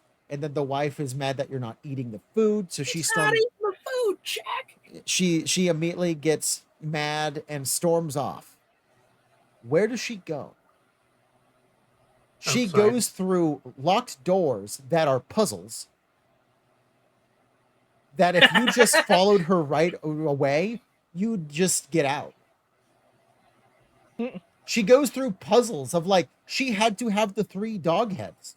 Oh yeah, she had to get through the Cerberus door. Wait a minute. And to do that, she had to have scorpion keys. At least. Like, what the fuck? So right away, as soon as I saw that, I like, you see her outside and stuff, and right away it clicks like, wait a minute, that means she had to go through the door with the 3 head. Oh shit. Yeah, What Remains of Edith Finch makes more sense because as people die, they're locked off and then they're never open again. So you really are. It makes sense why everything's locked off, and you start in a small area and slowly unlock the house again. This game, people are still living here and they need into areas. Why are keys just in the necks of dead? Well, that one's put there by. I guess if Lucas, you wanted a but horror game equivalent to this, you could play Ao-Oni. never heard of it. Ao-Oni, it's an old RPG Maker horror game. Oh, is that the one with the purple? Yeah. Okay, no, I remember watching that long ago. You go into this mansion, and as you explore it, as you're trying to get out of it, because the front door is locked, you're trying to escape Ao-Oni, and Ao-Oni does just kind of show up sometimes, but like a lot of it is like he only gets to the places that you are able to get into, and you can also kind of assume he has a key. Yeah. One of the funniest ways that he'll just show up is like when you're at the like outer portions of the mansion, though. There's one part where you just hear like a crash as you enter into a room because he just shoved his head through the top of the ceiling in the room under him. He just pops out of the floor and starts chasing you. Yeah. Oh, So yeah, Wulfryk, I recommend What Remains of Edith Finch. It's very it's very artistic. It's very not straightforward with its storytelling because it's told by a grandma who's like making their death seem like they were more than they were. So like a kid just died going too high on a swing set, but in reality they swung so in the story that you find, they swung so high that they like turned into a bird and then they were eaten by a shark or some stupid thing like that, right? There was a prince that became the king of the fish, but in reality this kid was just so depressed he killed himself at the fish canning place he lived in, or he was working at. Right? Like it is very depressing in that way of watching this family in the future fall apart by unlocking all of their rooms in this house and stuff. It's a very good game. Baby drowned in a bathtub. Baby drowned in the bathtub. Yeah. And it's very much like, how did that happen? It's the kid like Rube Goldberging himself into dying when in reality the mom was just depressed and sidetracked and the baby just drowned in the bathtub. Like they'll have you play through their deaths and it's very like not literal until later you realize what happened. It's a very good game. I've thought about recommending it for the podcast. I might, but that's a game I recommend to you because it is exactly what you asked for. And it was what I was thinking of when I realized, why are these fucking puzzles here? They live here. They need to get in these rooms. Are they doing the puzzles? Also, why are they're puzzles? mold? They could just morph through shit, couldn't they? No, they can't really morph through shit. They're not like the mold men. Yeah. Okay. Jack is later, but Well, yeah, later. Another question that comes to mind is, for you guys, talking about horror games, what are horror games that you like? I have a couple answers. I guess I'll go into this now. There's things that I am much more forgiving on if I like the setting and stuff. So like anything that's more sci-fi is going to get my attention more. Which is why like Alien would. Like right away it's like, oh, so you must not like survival horror. And I'm like, I don't know, it's Ignalis I liked. It's a survival horror. It's just isometric instead. But it's very much a similar game. However, that game does a lot storytelling wise and intrigue wise that I was able to get through it despite the fact that, if you remember me playing through it the first time, I was very much, this game is stupid. Give me more fucking ammo. What the fuck is, I hate this, you know? But there's just enough that it got me through it. But I've never been a fan of horror games where things get too unbelievable. Right? I will say, What do you mean unbelievable? Like, the type of horror I like is like the super realistic stuff. Like, one of my greatest fears is getting lost in the woods. This is despite the fact that I am pretty good with landmarks, and I think that's why it's my biggest fear. Because I'm pretty confident in the ability to find my way home. So if I can't, something's gone wrong. So you wouldn't like the Blair Witch game? The Blair Witch, honestly, I haven't played it, but that might get me. But like right away, this game is like, you're fighting your wife and you take an axe to her neck and she's like, that fucking hurt. And then she cuts your hand off and it's just like stapled on. And right away, it's like the believability is like, the fuck is happening? It's going downhill. And Well, eventually it's like, I'm fighting an eyeball monster and a head coming out of a house. That stuff doesn't get me. This crazy out of its world. Like, yeah, I can see why it'd be scary. It just doesn't get me, which is why I didn't find this game scary, and I found it more annoying than anything. I mean, to be fair, my favorite horror game is Voices of the Void, and Voices of the Void, because like my three favorites are Voices of the Void, Phasmophobia, and Among Us, and Lethal Company. Among Us is a great horror game. Yeah, Lethal Company. The horror of Wulfryk being so pissed off at you that they're yelling. That's scary. These three games I pick because of the main thing, which is that all three of these games are not always horror. Yeah. These games have things going on that are more just funny or fun. Like Voices of the Void, you can get things like Kerfus, you can get a TV. You're basically just doing a menial job until horror things happen. Yeah. But one of the big things with all three of these games is there's also never a time where you're really safe. Phasmophobia being the exception here, because you're safe when you're in the van, really. Yeah. The ghosts can't come outside. But like Lethal Company, being outside, you're not safe. Being inside, you're not safe. I you're like only safe Lethal when you're Company. like waiting. And the reason I do is that clicks more into, like, if you think about it, that's kind of Alien again.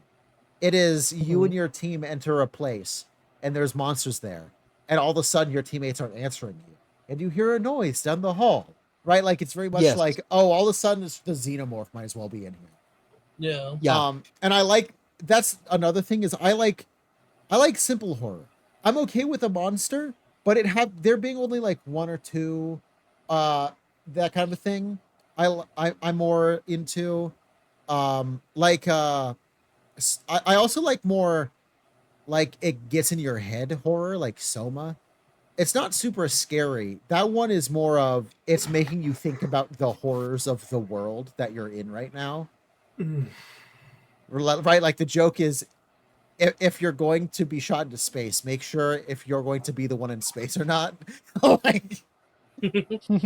Like, I like those type of horror games. Things are allowed to get kind of goofy and over the top. But if you're going to do that, you need to have an interesting story or make me think about things, like Signalis or like Soma. This game is, I'm playing an idiot, and all the monsters and people in this game are also idiots, and there's nothing to really think about. It is just, without spoiling too much, a entity takes over a family, and now the family is taking over other people. So there's not much to think about. It is really just, I don't know, the mold takes over the mold, and they take over the mold. Now they're coming for you, and that's the story. So, like, there's not much to think strong about. Child, but I am beyond strength. But yeah, so back to the story. We're gonna push ahead with the story some more. Now the story kind of takes a back seat as gameplay. You're going around. You have to get outside, and to do that, you end up having to hide and run from his name's Jack, right? The dad. Yep. That's another thing. You really only have to think of, I think there's 7 characters altogether, but you really only have to remember 3 of them, and then the rest you can just have mom, dad, brother, and sister. And other than that, it's Ethan, Mia, and Evelyn. And that's all. Zoe's I the forgot about Evelyn. sister. Zoe. Is yeah. Evelyn the or Zoe? Zoe's the sister Zoe's that the talks to you sister. on the phone. Oh, You okay. didn't get super far. Later on, you find out that there's a little girl. And that's Evelyn. Can I just It's express not- the funny thing to me? The phone. You brought this up in the prologue where they're like, "There's a way out in the attic." When I showed up in the attic and found the gun, I thought that that's what she meant. Oh, I thought they were telling you to kill yourself. there's a way out. No, that part I was super upset because it's like you then get another call. It's like there should be a way out if you meet me outside. It's like, but the window in the attic is broken. Can I not go out the attic still? And Fancy was like, no. Well, she broke when she went through the window. The ladder's broken too. I was like, tie a rope to a rock and throw it's that like shit you out could the just window. push boxes up there. There's a bed right there that's almost tall enough. You get You out could the just climb window. that. Well, after you embed that axe in her neck, there's a point where you're able to walk around the house with that axe. There are so many things that you could have just chopped open with that thing. Yeah. And he just doesn't. Again, early on. Did you use the bolt cutters to go back and open that cupboard that's there, like as soon as you go in the guest room? Yes. Mm-hmm. Yeah. So yeah, at that point you're finding heads for the main door outside. In order to get them, you solve some puzzles. You're hiding from Jack. You get the scorpion key to open some of the basement, and eventually you end up taking Jack out in a boss fight in the basement. You blow up his upper half, and then from there you're able to go outside. At least that's how it's supposed to be. Wulfryk did the boss fight first, and then went back to do the puzzles, which at first sounds insane. But then you remember that Jack can't go around the house to stalk you and be annoying, and it's actually smart to do it that way. But the game wants you to do that last. Yeah, they want you to get the shotgun and everything. They first. want you to deal with him. If you have pistol ammo, shoot him in the head like fucking 10 times and put him down if you have it, or hide. Yeah, if you're stubborn enough, you can get through his whole first phase with just the knife. And then when he opens up the chainsaw wall, you just grab a chainsaw and you can finish him off with that. Yeah, Fancy did it the correct way. Elaine, did you do that? Did you get to that part? I don't think she got no, there. I didn't get to that boss We've fight. already passed where you are. Cool. Well, now you're just sitting back and learning things. Well, to be fair, I have watched playthroughs of the game. Okay, So cool. there's stuff that I do know about. Like I've seen the boss fight before. You gotta experience it for yourself. That's true. No, you don't. Yes, It's you do. not worth it. It's worth I've it. always had the take of if you watch a game, it's a lot harder to talk about the mechanics, but you've still very much experienced the story. So if you remember the story, then you're good. I've experienced a lot of the story because when this game came out, I loved the idea. But I was back in that time where I was like, I don't really like horror games, so I was like, I just never played it myself. But I did like the whole puzzle simulator thing going on. Yeah. So Fancy did it correct. I did it incorrect, but not as bad as Wulfryk. Wulfryk did it completely backwards. I accidentally didn't. I missed the one in the clock. Till the end. Yeah, I was like, I can grab this part of the clock, and then I never looked for a clock for some reason. It just didn't. I did the same thing, though. You got a pendulum and was like, wonder where this goes. Yeah. Well, no, I didn't even grab the pendulum. I saw I could grab it, and then I left it. I was like, if you remember, I was like, why can I grab the pendulum? And then I just left. Oh, it was also because your inventory was super small. Probably. That makes me think of when I grabbed the fucking elk head off the wall. Yeah, I didn't know you could do that. You just ripped it off the wall and started spinning it. I was like, wait, why? I'm picturing Ethan just grabbing it and then like putting it on his finger and spinning it like a basketball. That's basically what you're doing. So yeah, you find the 3 heads and the scorpion key. You go outside, and then you're dealing with the mom, which is the bug area. Margarita. There's got to be at least one person who played that and thought, yeah, she's my type. I really don't think Especially so. when she turns to a spider. Yeah. See, what's funny is that of all the parts, that's the part that got me, was when you do enough and you look back down at the hole where you're like, oh, I need the lantern. You go back to see where she was calling for the lantern.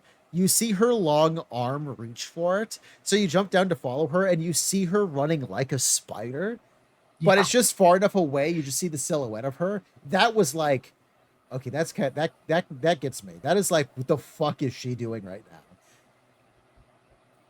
She's definitely the scariest part of the I think so. Before she just becomes Well, because hive arachnophobia cooch is also a common fear. hive cooch. Hive cooch. And yeah, again, this kind of reminds me of Need for Speed, where it's story is front heavy, and then you get a little bit of story through the game, but it's mostly gameplay, and then you're just hit with the last section where all the story's happening. Yep, the ship You know, is where it will go. we should redirect any Devora fans to this game. I don't know what that is, but it has the word Mortal Devora, Kombat, so I'm going to Devora. call you a horny bitch. No. Do you like bugs? My favorite car is the No. Lotus Evora. What does that say about me? I like it. Is there a Lotus Evora that is boring people on like DeviantArt? I need to know this. Well, Save there's that a for whole later. subreddit dedicated to dragons fucking cars, so I would imagine maybe. That I forgot that was a thing. That is a thing. Dragons fucking cars and trains is. Yeah. That is I think that is the most obvious. Like, these people are autistic and don't know how to But hey, work with now. what feelings they're going with. That is do you slander. No, see, that's the thing. Do you look at Love's one of the good dragons fucking trains? No. Well, then there you go. It's not straight for you. I'm saying if you actually like that stuff, that is like. That's it. It Also, wasn't the liking it part. you have First to they go with remember- the trains. Yeah, they go with Fuck you. trains and dragons, which are just dinosaurs with wings. Like, this is the most autistic fetish out there. We have to remember, Love's one of the good ones. Don't. One of I the good don't ones. say that. That is They're into normal things like cake bars. no, Oh god. You heard it here first, folks. no. That is. You could have said any other thing. Almost any other thing. Well, see, that's the thing. Listen, three of us are furries here. We know what each other are into. I'm just gonna leave it at that. I was afraid of saying anything because I might have let something slip. So it's like I need to say something the most obvious, not true, which is how I landed on cake fart. I was going to make a joke about what you're into, Dusty, but I also don't know how willing you are to put that on the podcast, so I'm not going to. No. Dip. All right, moving on. Yeah? Yeah, do you get the joke? Oh, I know. I Yeah. know what you said. I get it. Uh-huh. What's the Anywho. what's the name of the Copenhagen? Who You Framed dip Roger Rabbit? No, that's the fucking movie. What are you talking about? You're taking a dip. Yeah. Yeah. That's my fetish. Just All right, we're I going too full like bore on going this, huh? into there pools. we go. So back to the bug gooch Copenhagen lady. farting. Ugh. No. That's not even like a UGH ugh. That is an AOUGH. Oh. Ugh. I always read that as oh. Yeah, that's why I started typing it like that. Oh, it's like the fucking. It's the puffer fish. Oh, carrot. Yeah. So, yeah, then you just go. You go beat an old woman. She controls bugs. She is less hunting you down. Her job is to keep safe the instructions of finding the cure because they don't want. They like what's happening to them. They like being basically invincible. So they're hiding the cure in the old house. And that's her job. So she doesn't chase you down. She more stays on one side of the house and keeps you out of that area. Wait, but like, Is the cure like written on a scrap of paper or something? No, it's in a box with one of the Mexican aliens. But like at that point, why don't they just fucking destroy it? Don't worry. about it. Because it is because they have some sort of a no. It is kind of explained. It is in like a ritual room. Like Yeah. I think they see it as like a religion thing. It is on like a nice table with candles around with photos and stuff, and it's very much like an altar of some kind. Yeah, but even with that in mind, I have to assume that they are either super big on Stupid? this, Yes. which they are super dumb. Like you could break your your religious tenets once in your life if it means that you don't die. Yeah.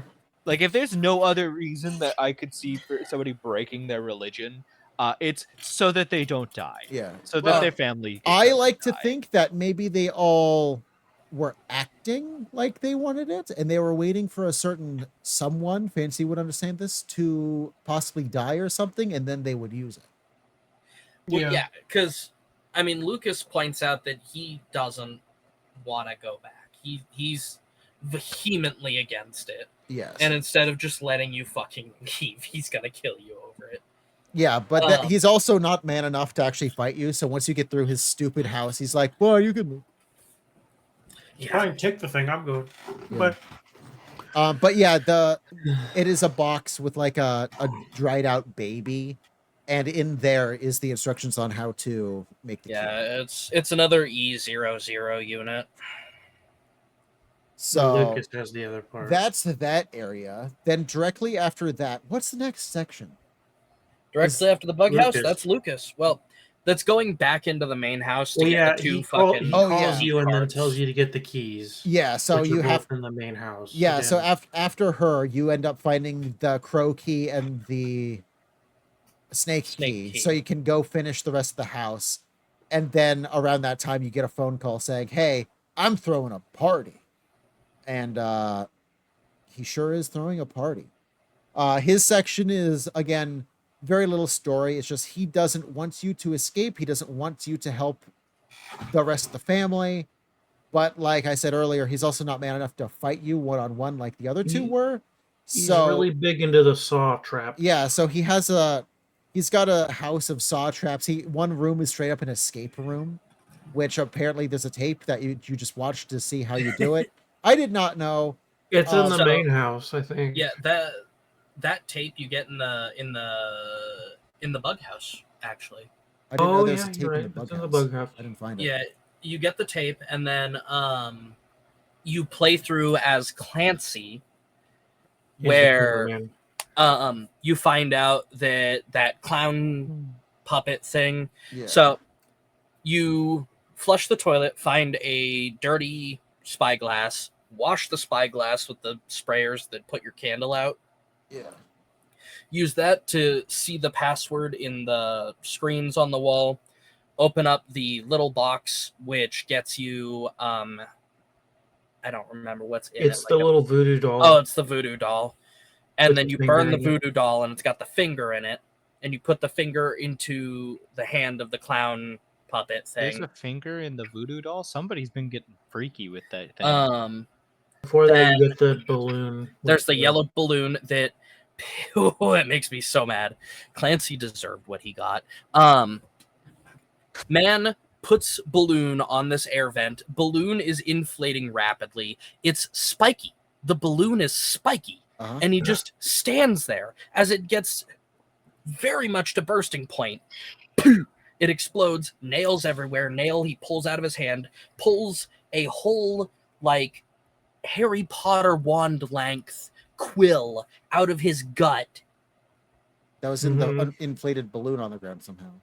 Yeah. By the way, Which I is only know all of into this inflatables. because I accidentally found this as myself as Ethan.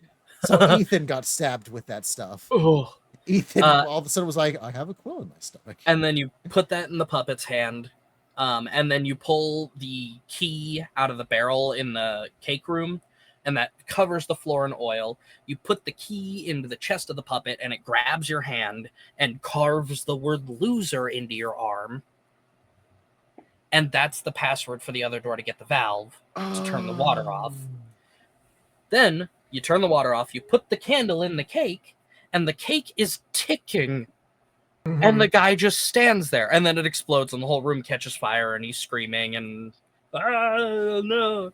So after watching this, Ethan has to go through that whole ass trap room. Yeah. Theoretically, doesn't get loser carved into his arm or stabbed or any of that stuff. You just know that it's loser, and then go. But here's the part that messes me up.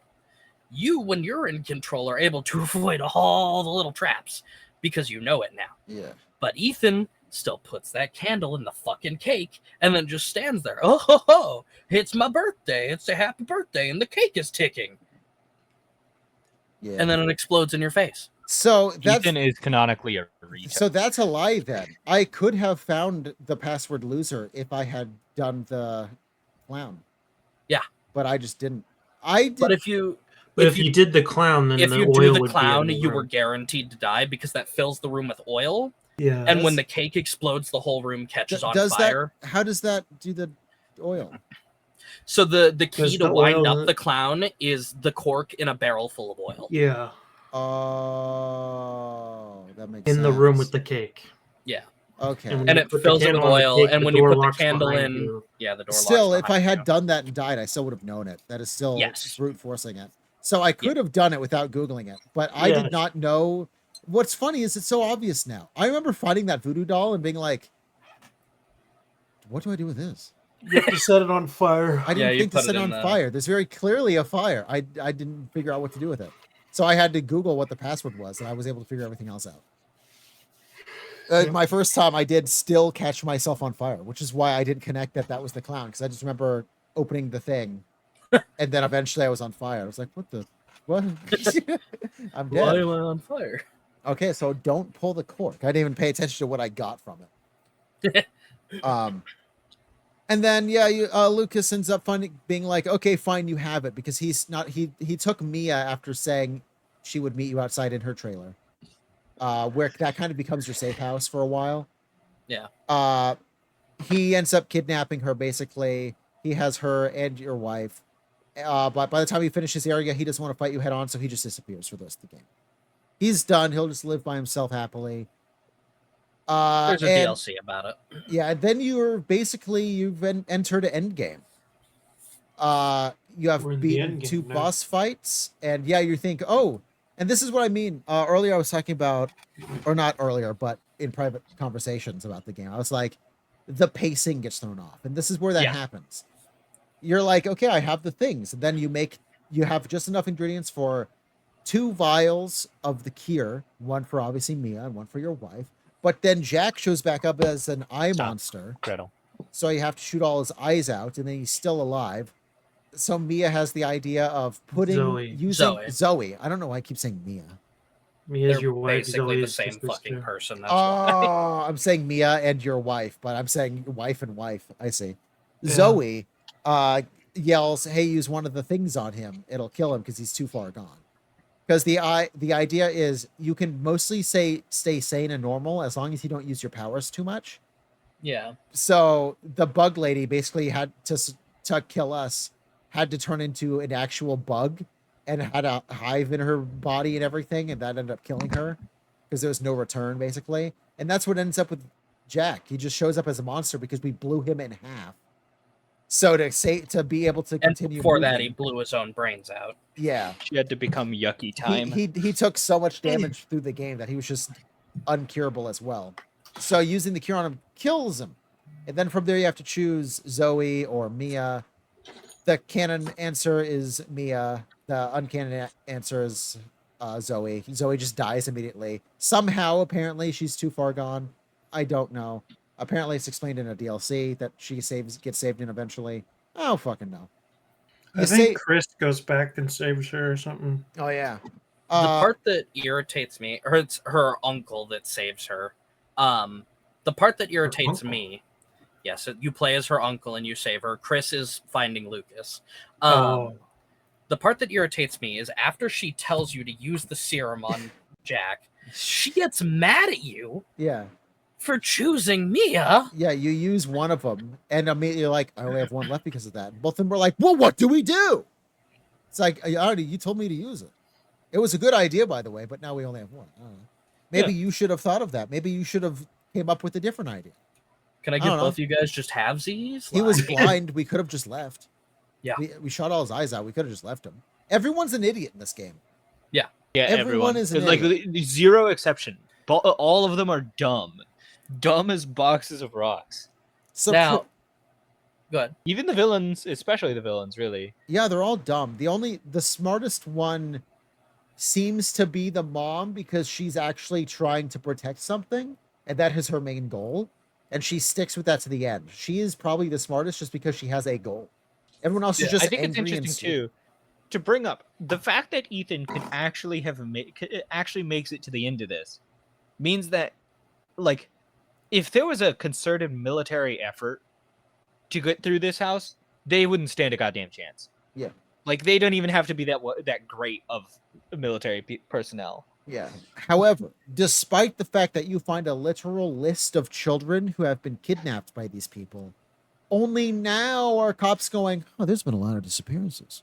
So we're nowhere near the military yet because the police are only just now going, there's been a lot of kids disappearing. I feel like they only put that in there for plot reasons. It's also the fact that the It's cop just plot recognizes that you're an outsider and then proceeds to go, do you live here? Yeah, the I cop wouldn't be is much of also an outsider if I lived here. Yeah, the cop is also stupid, but at least he's confused and trying to do his job.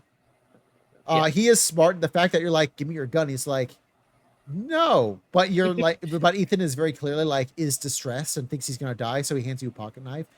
Ethan is upset at this, but that was smart of the cop. Being like, fine, I'll give you something. You're not getting the gun. Like the cop You're not getting the gun. Yeah, the cop makes some decisions that's like, okay, I can see as a cop you might get them a knife. Because you having a gun, if you need to, you can still take them down. But if there is something in there with them, they can also have a chance. Yeah. So yeah, basically the two smartest people, the cop and the mom, they both die anyway, so it doesn't do much. Fat good it did them. Yeah, so you choose Mia and you are escaping. You're out of the house. You're escaping. And I'm thinking, okay, this is the end of the game. They're having a little conversation. The screen's going to go black. All of a sudden, plot twist, there's a giant ship in the middle of the woods for some reason. Giant container ship. It's a swamp. It's in the middle of the woods. Why the fuck is there a container ship? Yeah, how did a cargo ship get inland? Evelyn put it there, probably. Yeah, that's basically this is where Evelyn comes in. Through around the time that you're fighting the mom, you start seeing this little girl everywhere.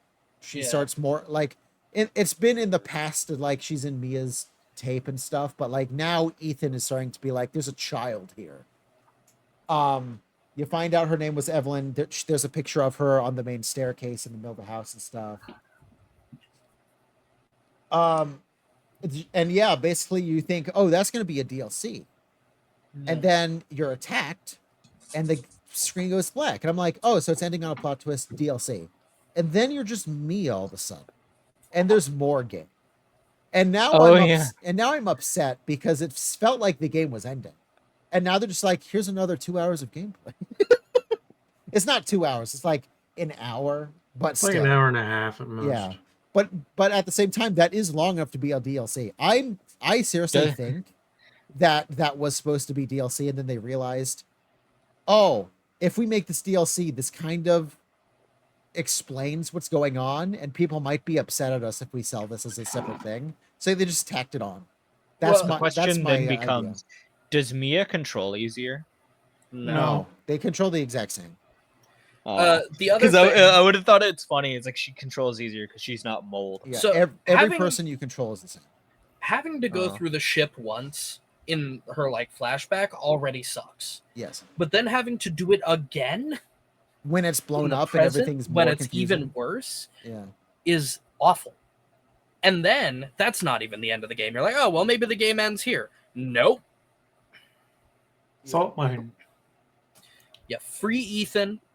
Your perspective switches back over to him. And Mia's like, go, run, kill Evelyn. take this weird vial, and then she Her locks blood. herself in the ship with the mold again. Yeah.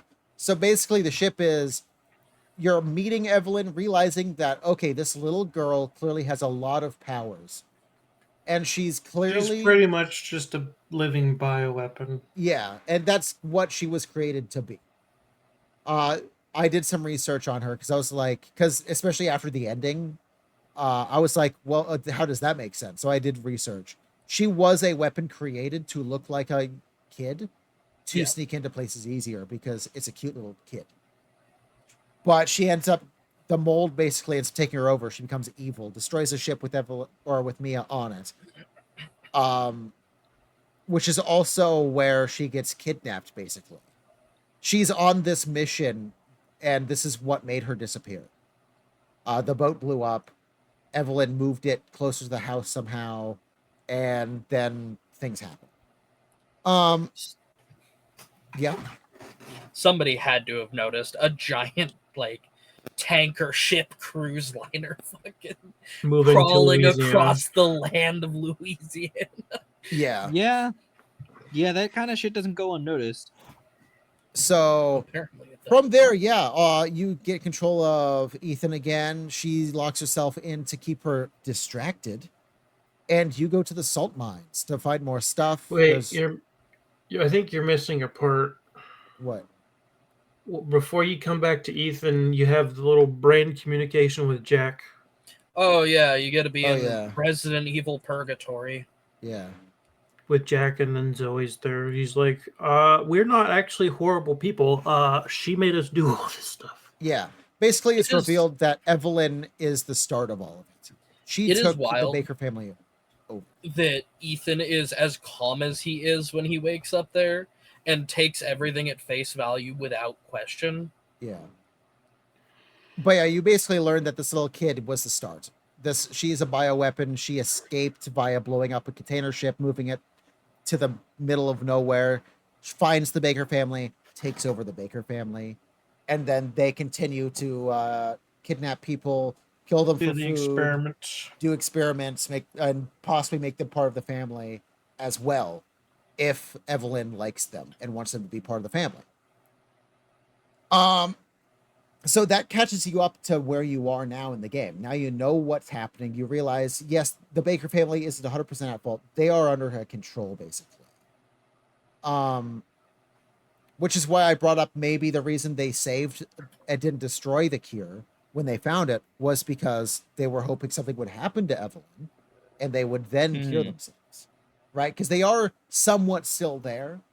So there's ways to explain why they didn't just break the box. And there's like there's like 2 boxes as well. There's another one that has an ingredient in it. It's the one where you make the antidote or whatever. Yeah, the second box is the one where you actually put the ingredients together. And so yeah, going through the salt mine. The salt mine really only is a way for you to get back to the house. That's all it's there for. Instead of getting back on a ship and going on on a rowboat and going the other way, your salt mine is back to the house because you have to The find first Evelyn. house, the little one. Yeah, you have to find Evelyn. And you get back to the house and you basically play through the opening of the game again, where you're fighting your wife in a flashback, kind of, but you're seeing that Evelyn is taking control of her and then letting her go to talk to you and then taking control of her again. Really solidifying, like, even your wife was under control. That was what's happening. The Baker family, unfortunately, they were all Too far gone. not too far gone. They were all victims. They were all Yeah, they normal just people. saw a little girl and was like, oh, let's help her. Yeah, and then the little girl took them all over. So yeah, you're finding that, and eventually you're fighting through the house. You find her in the attic or something, hiding in a corner, and she's using powers to keep you away. And so you're eventually blocking this power, slowly walking towards her, and you take the for some reason I want to call it penicillin. It's The like antidote. an antidote or something. Yeah, you take the antidote, and then you shove it in her neck, and you shove it in, and that's when you realize you just killed Grandma. Yep. The whole time we have been ignoring the fact, and we haven't even brought her up. There's an old lady in a wheelchair this whole game that does nothing. Teleporting but look around the house? creepy. Yeah, teleporting around the house looking creepy. That is Evelyn. There is no child. It's Evelyn. Well, it's the other way. There is a child, but what ended up happening was somehow the old lady they made a kid to be able to sneak into things faster, She effectively, ages super fast. but she though. ages super fast. So even though canonically, like this, she was made in like 2000s. So at most, in 2017, she's a teenager, but she's like a 90-year-old woman physically. Yeah. And so it was Grandma the whole time. That's why, like, she's always been there, but she's always only moved her head to watch you. That was Evelyn the whole time, and that's kind of the plot twist. So you do that, but surprise, Evelyn didn't die. Grandma didn't die, and now, Grandma has giant head now. yeah, she turns into a giant head, and now the game turns into almost the movie Monster House. Yeah. Where you're fighting mature. a woman who's basically taken over the house. She just kind of bursts through the roof. Yeah, and she's a giant head. You're fighting it, you're losing, and then all of a sudden a gun drops down from a helicopter, and you hear a voice saying, "Use it." You use it, you kill her, and then I don't know Resident Evil characters, but it was very Chris clear. Redfield. Yeah, I'm Redfield. I was like, that's a character that people would know. It was. Yeah. I immediately knew it was a character from other games.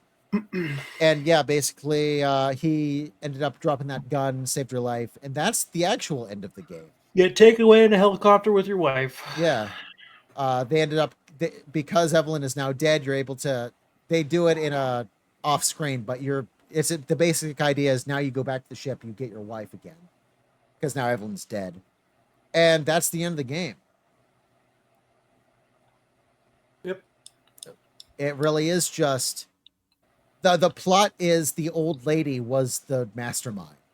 The old lady is at most 17 years old, took everyone over, and all of the people, right? You at first you're like, they took an old woman. What the fuck's wrong with them? But it turns out she's the mastermind the whole time, and everyone else is just a victim.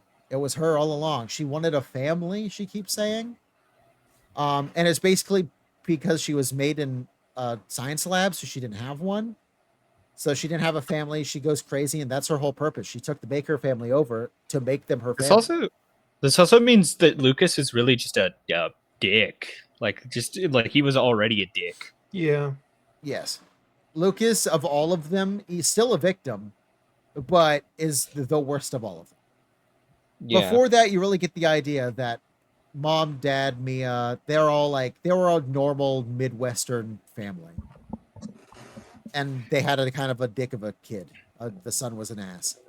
But even then, that's kind of normal family problems. And then imagine a 12-year-old looking girl shows up, and you're like, "Where's your family?" "I don't have a family. Can you be my family?" "Sure thing." And then next thing you know, you're mold, and you're just taken over forever. Like, it kind of sucks. Yeah. Yeah, that's the story. That's the gist, yeah. Yeah, you just it was Evelyn. Does that mean I can read my notes? Yes, go now ahead. it's note times. What'd you name the game? Yay. I named the game Inhabitant Bad 7. Okay. You did the same thing I did. My first word is also inhabitant. I thesaurused that shit. I was like, what's another word for a resident? So, my notes are Ethan is a psycho. Gets a video from girlfriend 3 years after she disappears, goes to the middle of nowhere alone, ignores every single warning sign, and wanders into a place where he confirms 3 murders happened. Just keeps going. Goes to all this effort to find her, ignores all the danger signs just for her, immediately goes and puts an axe in her neck when she tries to kill him. You finished it right there, bud. Just leave. Get out. Has an axe, doesn't chop doors down. Oh wow, Mia tried to kill me again. Also, she cut my hand off and ate 30 bullets. I hate this, I hate this, I hate this. Jack cheats. Ethan has zero sense of urgency at all ever. Ethan is dumb, very dumb. Not even one brain cell on a good day. He's so slow. Oh my fucking god. Nowhere. Moves like a slug. Can't hop backwards. I hate this game. Beat Jack with only a knife and then chainsaw one heal. Fuck everything. Possible random crits. Bugs suck. Fuck bugs.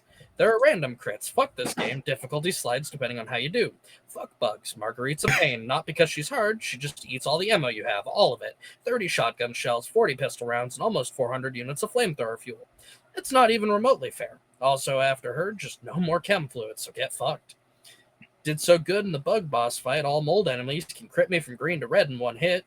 Fuck this game and its difficulty sliding bullshit. Grow some balls and just be hard all the way through like Dark Souls, or be easy all the way through like Resident Evil 6. Why even have a selected difficulty if you slide around anyway? I'd rather play Deus Ex Mankind Divided again. Both games take control away way too much, but at least that game doesn't feel like I'm controlling someone who's fucking paralyzed from the neck down. Fuck Jack. Fuck his final boss fight. Fuck this guy. His fights are the most unfair garbage in the whole game. This choice is bullshit. Fuck the Mia Zoe choice. They engineered it and Zoe acts like she doesn't know what to do. Ethan is so dumb. The most dumb protagonist. So I don't actually have notes, but I do have a title. Okay. Resilient Evangelist by Zach Hazard. Nice Zach Hazard reference. I read Biohazard and immediately thought of him. I didn't think of a funny title. I forgot. Wow. Wow. I have notes though, but they're not as exhaustive as that. Hang on. So we'll go through. While you do that, I'll go through mine. I named it Inhabitant Immoral 5 Part 2. That's good. Yeah, that's pretty My good. notes are: call the cops. Don't go there. You just watched. That's what I was thinking. You just watched a Don't go there. You just watched a taped murder. Don't go down there. Grab the crowbar, Ethan. What could possibly make her survive all this? Why would she wait on the roof outside of a window if she's trying to kill me? 1911. All caps, grab the chainsaw.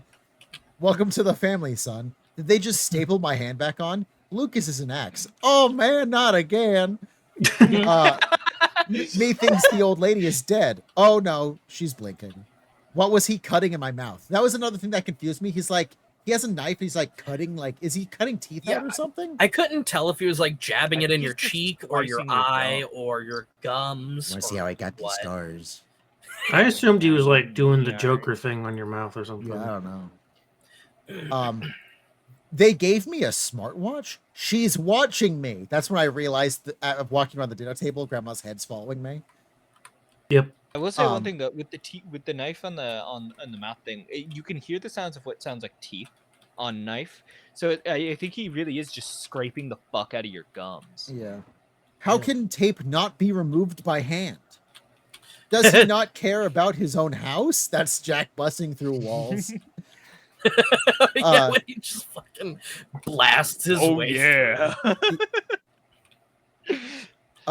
The old bitch is gone. That's when the first time I see that wheel, she's disappeared. She's just gone. I'm like, where did she go? Is the bottom of his eyes blind? Because I was just crouched. She came in, looked at me, and then turned around and left.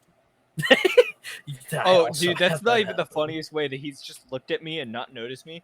I was like just standing like halfway in the door, like just using like the door for half cover, like to looking at me. It should look like looking at somebody hiding behind a pole, but no, he just looked at me and then just walked away.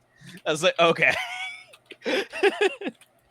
I don't believe a thing this game tells me. If he can burst through walls and can cut through tables via a snow shovel, then how has he not gone through the floor? You're crawling around the crawl space. You can see it's a wood floor held up by wood bracing. He would go through the floor. Dad's dead. I accidentally skipped Doghead and had to go backtrack. Mom's annoying. The Mexican alien in a box will save us all.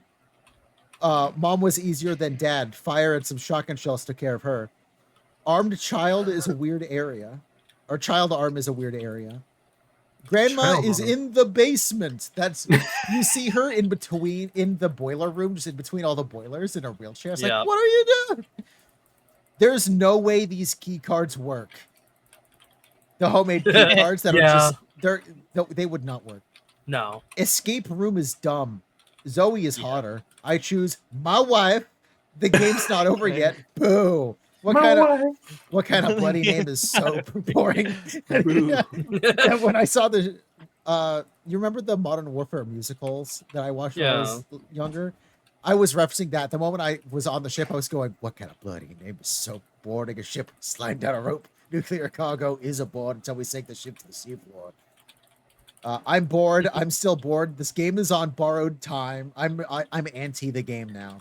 Yeah. The sister being mysteriously gone would have been cooler, I think. I don't care. Fuck off. I don't want to chase a child. Yeah, I get it. Ship blew up. Why am I finding so many bombs? I wonder what happened. Turns out that's not what happened. There's just bombs on the ship. Yeah. Why do I keep looking at the tracker when I know she's used the elevator? Every time you get to an elevator, you're like, is she in there? And you watch it go away. It's like, I saw her close the door. If I'm in a trap, why isn't it black and white or at the least in a V? Oh yeah, it's a tape. The last tape where you're playing as Mia doesn't have the filters on. No, it doesn't. But you put the tape in the thing. Yeah. It's weird. Well, go ahead. Good. No, she's playing it on the TV. It should have the tape. It's a VHS Yeah, it's tape. a It should VHS have the tape. filters. Every other time you've put the VHS tape, you then take control. Is of it the a tape or is she like projecting No, it? it's with literally her a mind or VHS something? tape Yeah, no, that she picks up Yeah, and you put in. She forces you. She goes, you should remember, watch the tape, and you pick it off the table and put it on there. Oh, Evelyn I is forgot in the that. room watching it with you to make sure. It's also remember. funny that apparently everyone had GoPros attached to them that fucking export to VHS tape. Yeah. When it shows me in the water after the explosion, she's not wearing a watch. Just something I noticed that was funny. She had a watch that whole time, and then she doesn't. This feels more like DLC, not part of the normal game. Grandma is like 17 at the oldest in all caps, and that is my notes. Wow. Grandma is 17. Yeah, no, it's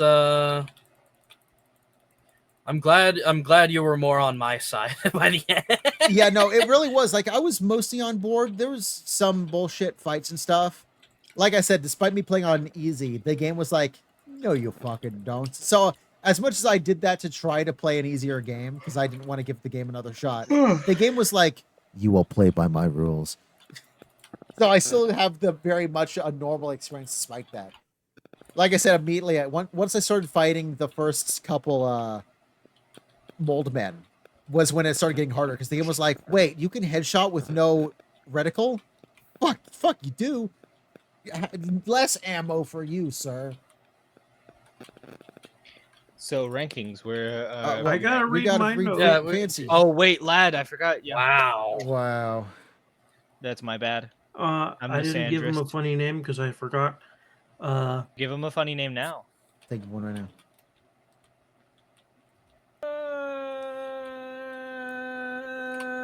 I'm not good at being put on the spot. Homely bad guys, bad Jews. Squatter Evil, Roman numeral 7. Malevolent guy. Malevolent House 7, bad Jews. Sure. Malevolent. I got Mia has daddy issues. Jack knows how to drive a car without keys. That's not how All three of chainsaws you work. rated to that? Yeah. Yes. I got in the car before I even started it. He ripped me out of it and started driving it. So Mine worked. I started the car and everything, and I hit him a couple times. So if you get into the car when he's stunned, you can actually control it. Yeah. He'll pull you out, or he'll get you eventually. But yeah, I got to hit him always- with the car like 7 times before finally he got on the roof. that's where you get the scene of him trying to ram the girder into your head. Yeah. But you don't get that if you do what I did and you just shoot him in the car. Yeah, Rouse had knifed to go him to in the the car without car. keys. Yeah, That's he not how girded me. chainsaws work. Bugs really hurt. Shoot the Spider Woman in the gooch. I hate that she births bugs and the noises it makes. It's the horrible noises. Got the repaired 1911 and double barrel.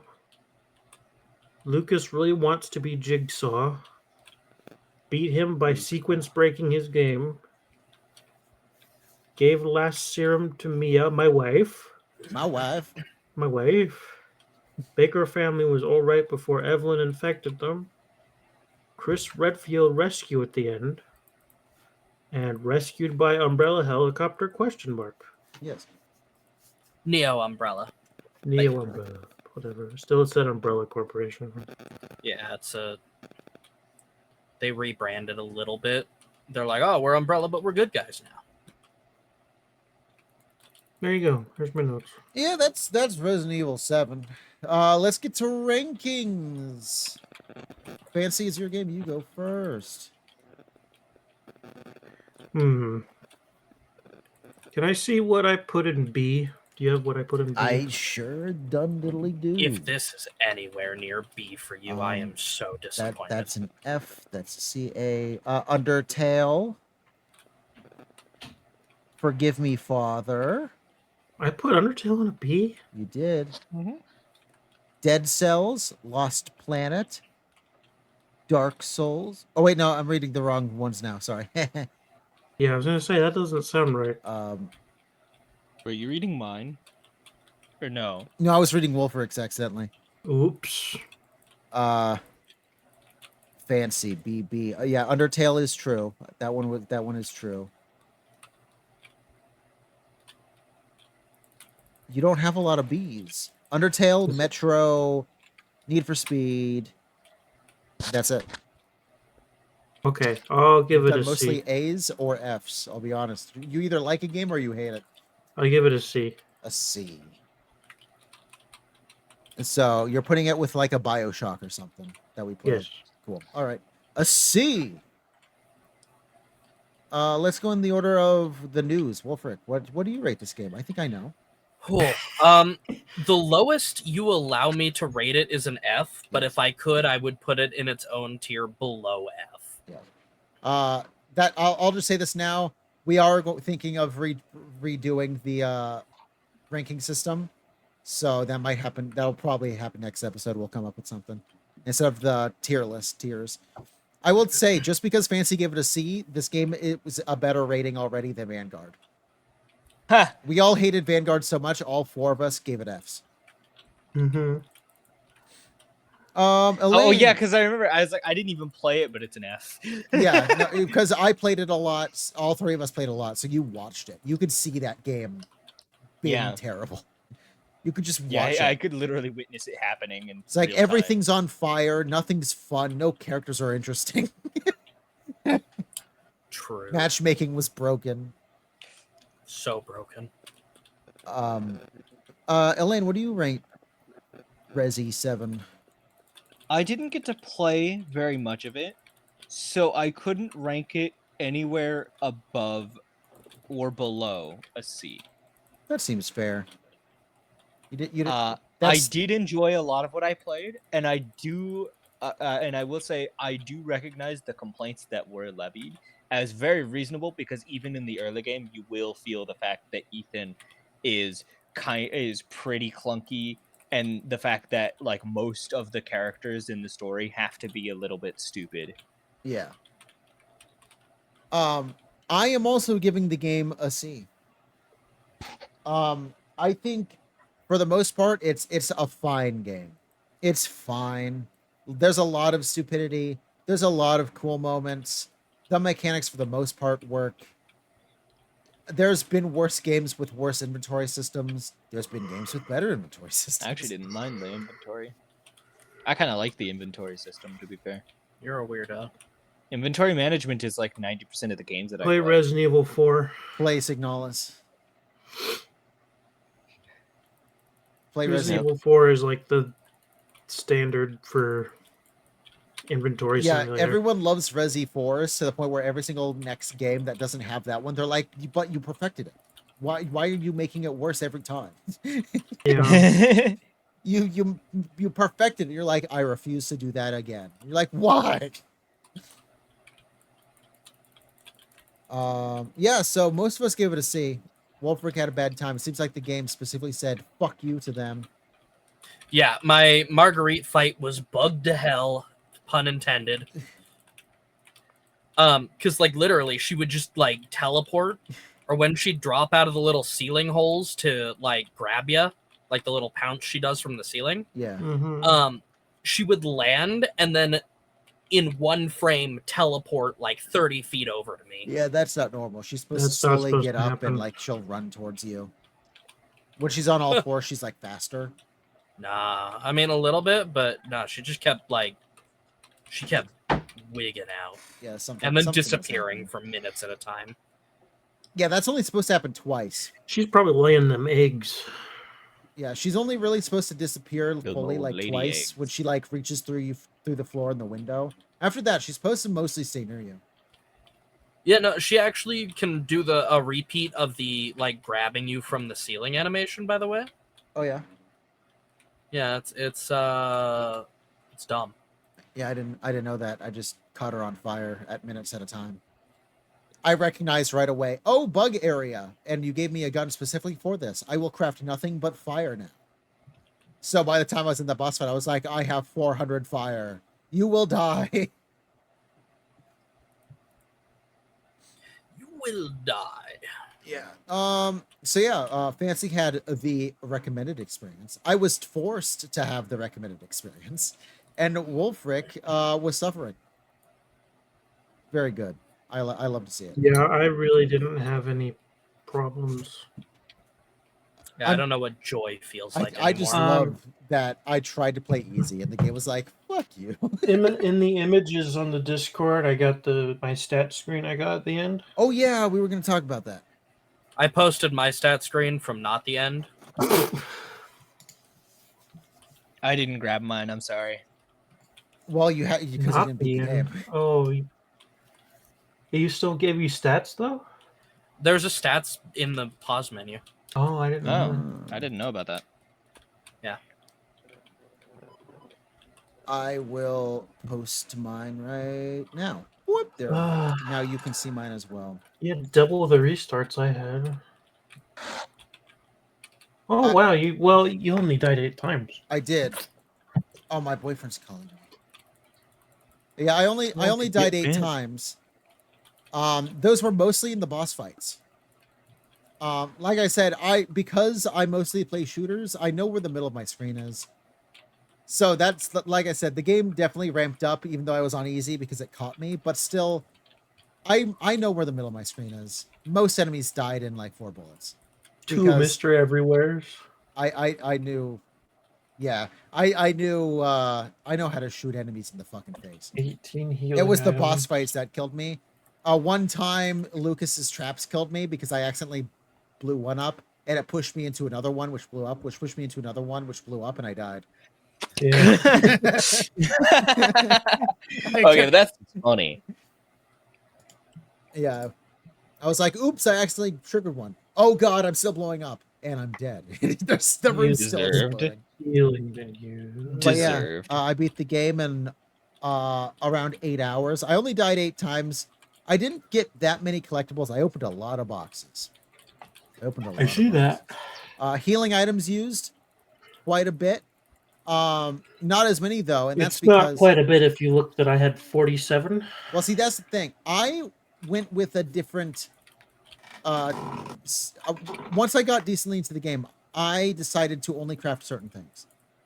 I decided, fuck the grenade launcher. I'm only using the fuel for fire. Right? And that takes the same Yeah, I didn't chemical. really use it either. Yeah, that takes the same chemical as healing. However, and fire uses the same chemical as healing. However, the same chemical to make, instead of fire you use to make the grenades, you can use to make the stronger health. Yeah. So what I was doing was I was only using stronger health, and I was waiting for my screen to be super blue. And then I would use one of those. So I That- was being way more careful with how I was using my stuff, and only healing when I really needed to. That's generally the smart way to play Resident Evil games. You wait till you're in the yellow or the red Yeah. to pop a healing thing. So I popped my first heal after getting my hand chopped off because I thought that would help fix it. No. yeah. Yeah, I Well- didn't use any stabilizers. I didn't need to. I can get my headshot. Sorry. Well, the stabilizer just increases reload speed. It's I thought. reload speed. That's true. I didn't use any of those. I only used 2 steroids. I had 3 steroids. Though I think I had coins I could have probably spent on another one, but by the end of the game I just didn't really see the need Well, to. you can only buy the one, but you can find. One of them is a hidden treasure. Okay. Yeah, so I found one, bought one. Yeah. So yeah, I definitely think the easy mode did help me, but by the fact that I didn't only die like twice, I was still dying. I was still popping a lot of health. I was still having to search through 76 fucking item boxes. That shows that even though I was having an easier time, the game was still pushing me. The item box open stat is how many times you open your storage. Oh, so that, you know why that's so high? Because your inventory was borked. I only found one of the backpacks. You're supposed to have Yeah. two. Ethan can get 2. Mia can get 1. I only had 1 on each. So I was constantly 4 short. Yeah, you had more than me, and I had the 3. I was backpacks. constantly running back and forth, crafting, making room. Yeah, the item box is how many times you open the box. Okay. Question. Yeah. When are we getting into the next game? Once we're done talking about these stats. I think we're done talking about the stats. Well, then we're doing it right now. Come on. Oh man. I just wanted to talk about it a little bit. Whose turn is it? I forgot. Me. Hers. Elaine. Yeah. What I lesbian was torn between 2 options, but I think given how miserable of an experience this was for love, I'm gonna pick a game that is going to be a lovely experience. melatonin. No, Damn. it's called Super Lesbian Animal RPG I know. God. by Bobby Schroeder. Super lesbian. You have to play a furry lesbian JRPG. About Well, you can consider 16 this hours your long, revenge for. Oh no, I'm still getting revenge. Don't worry. I think it's about 16 hours long in total. So while I'm not going to specifically expect it to be beaten or like completionist, I will be hoping that you guys beat it. It is a story game. It's an Earthbound like. Is it Steam Deck compatible? Yeah. It should be. Okay, because that's probably what I'll do. Is it But yeah. PS Vita compatible? That's how Also, played fun Undertale. thing, this game used to be known as Super Lesbian Horse RPG, and it used to be a My Little Pony fan game. And the best thing I know about that is the exit game button in the main menu was instead Bye Bye Horsies. So, what's the name of this game again? Super Lesbian Lesbian Animal Animal RPG. It's I also found known it. as SLRPG. I will post I think I found it. This has to be it. Yeah, I'll post the Steam link in the Oh, yep, that's it. Super Lesbian Animal RPG. it should have a pink fox Uh-huh. and a brown bunny. Yes. Uh-huh. They definitely You gotta- look like lesbians.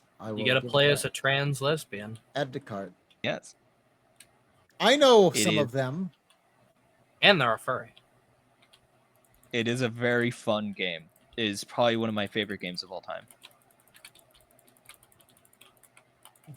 This means I probably shouldn't recommend the game I was going to recommend. Actually, no, I couldn't have. I'm an idiot. That just came out. I'm a moron. I almost forgot my own rules. Never mind. Wait a minute. game were Actually, you let me recommend? do check the date. It's 2022. almost It came 2 out in years. 2 years. Yeah. Plenty of time on this one. Well, my other option was going to be Fate, which came out in 2004. And I think could it actually change is out your on Steam now. fit. Let me look it up. Which, well, I'm gonna have to spend $15 on this. I'll have to buy it this Friday. I'm out of money. I don't even get paid Friday. I'm getting paid back because I Actually, Fate's getting a remaster. I made might a pick that for the next one. big old favor. Big old multi-$100 favor, and now I'm poor. So I'll buy it when I get paid back. All right. Yeah. Realized as a joke, because of the joke of the random, well, that's the opening that I always do. But usually I still do, hey, welcome to the podcast. I didn't do that. We just went right in. I Yeah. never actually said what the podcast fucking is this time. Nope. It's you guys just lost the game again. That's what the Fuck! podcast is. Can she lose points for doing it twice? You know what? I okay this. Fuck you. You're still second. I'm And I didn't second. say I how was many first. points. That That- was up for his discretion. That does remind me. A couple weeks ago, I said, no, I think episode 20 will be the mini game where we do like an actual game episode. I'm moving that to 25. Every 25 episodes, we'll have a game thing. It'll be mostly trivia. We'll do a trivia showdown. We'll spend points, get points. Winner will get a no. They'll get a no. And that is if someone recommends a game and they actually just Okay, do I have to win refuse, this then. they have one no. They have one no. I was actually going to suggest the possibility of being able to spend points to veto a game. Yeah, we could come up with a price or something of points. The reason I didn't introduce And then like it the this no time, is free. yeah, there's a free one every 25 episodes that you can win. And they'll never expire. I'll keep track of it. Yeah, the only reason I didn't do anything this time is because last minute I decided let's do games that I've been allowing. Hey, can we do points for this as a joke? You know, just giving points out. So everyone has points. That will go away because from the start, we will just be giving points for news and the trivia. Can we give 5 points to points? No, we decided not to do that one. You've tried that one before. Yeah. Oh. However, if you'd like to give 5 more points to cats, I will allow this. Yeah. Yeah, I'll give Okay. 5 points to cats. And can I petition to give Love a point for making it through this? I'm I okay. didn't make it I'll through, okay but I that. appreciate it. I'll okay that. Love I will okay. was just That was some suffering. massive suffering going on. Okay, well, I'll see if this game, if I suffer enough, can I beg for a point? I honestly, You not asked if you trying could beg, to but you're say not begging, no. so I don't Well, know. no, it'll be next episode. We'll see how it goes. and Yeah, then I mean, However you feel, I'll petition for you to get a point if you hated this. But I don't think you will. I think We'll you'll have see. fun with the gameplay at least and the dialogue. Oh God! I'm All right, exhausted. thank you for listening to Collecting Dust, a podcast where we go through our video game backlogs. This was episode 20. Thanks for watching. See you Obviously, next locking on My time. girls cheat. What?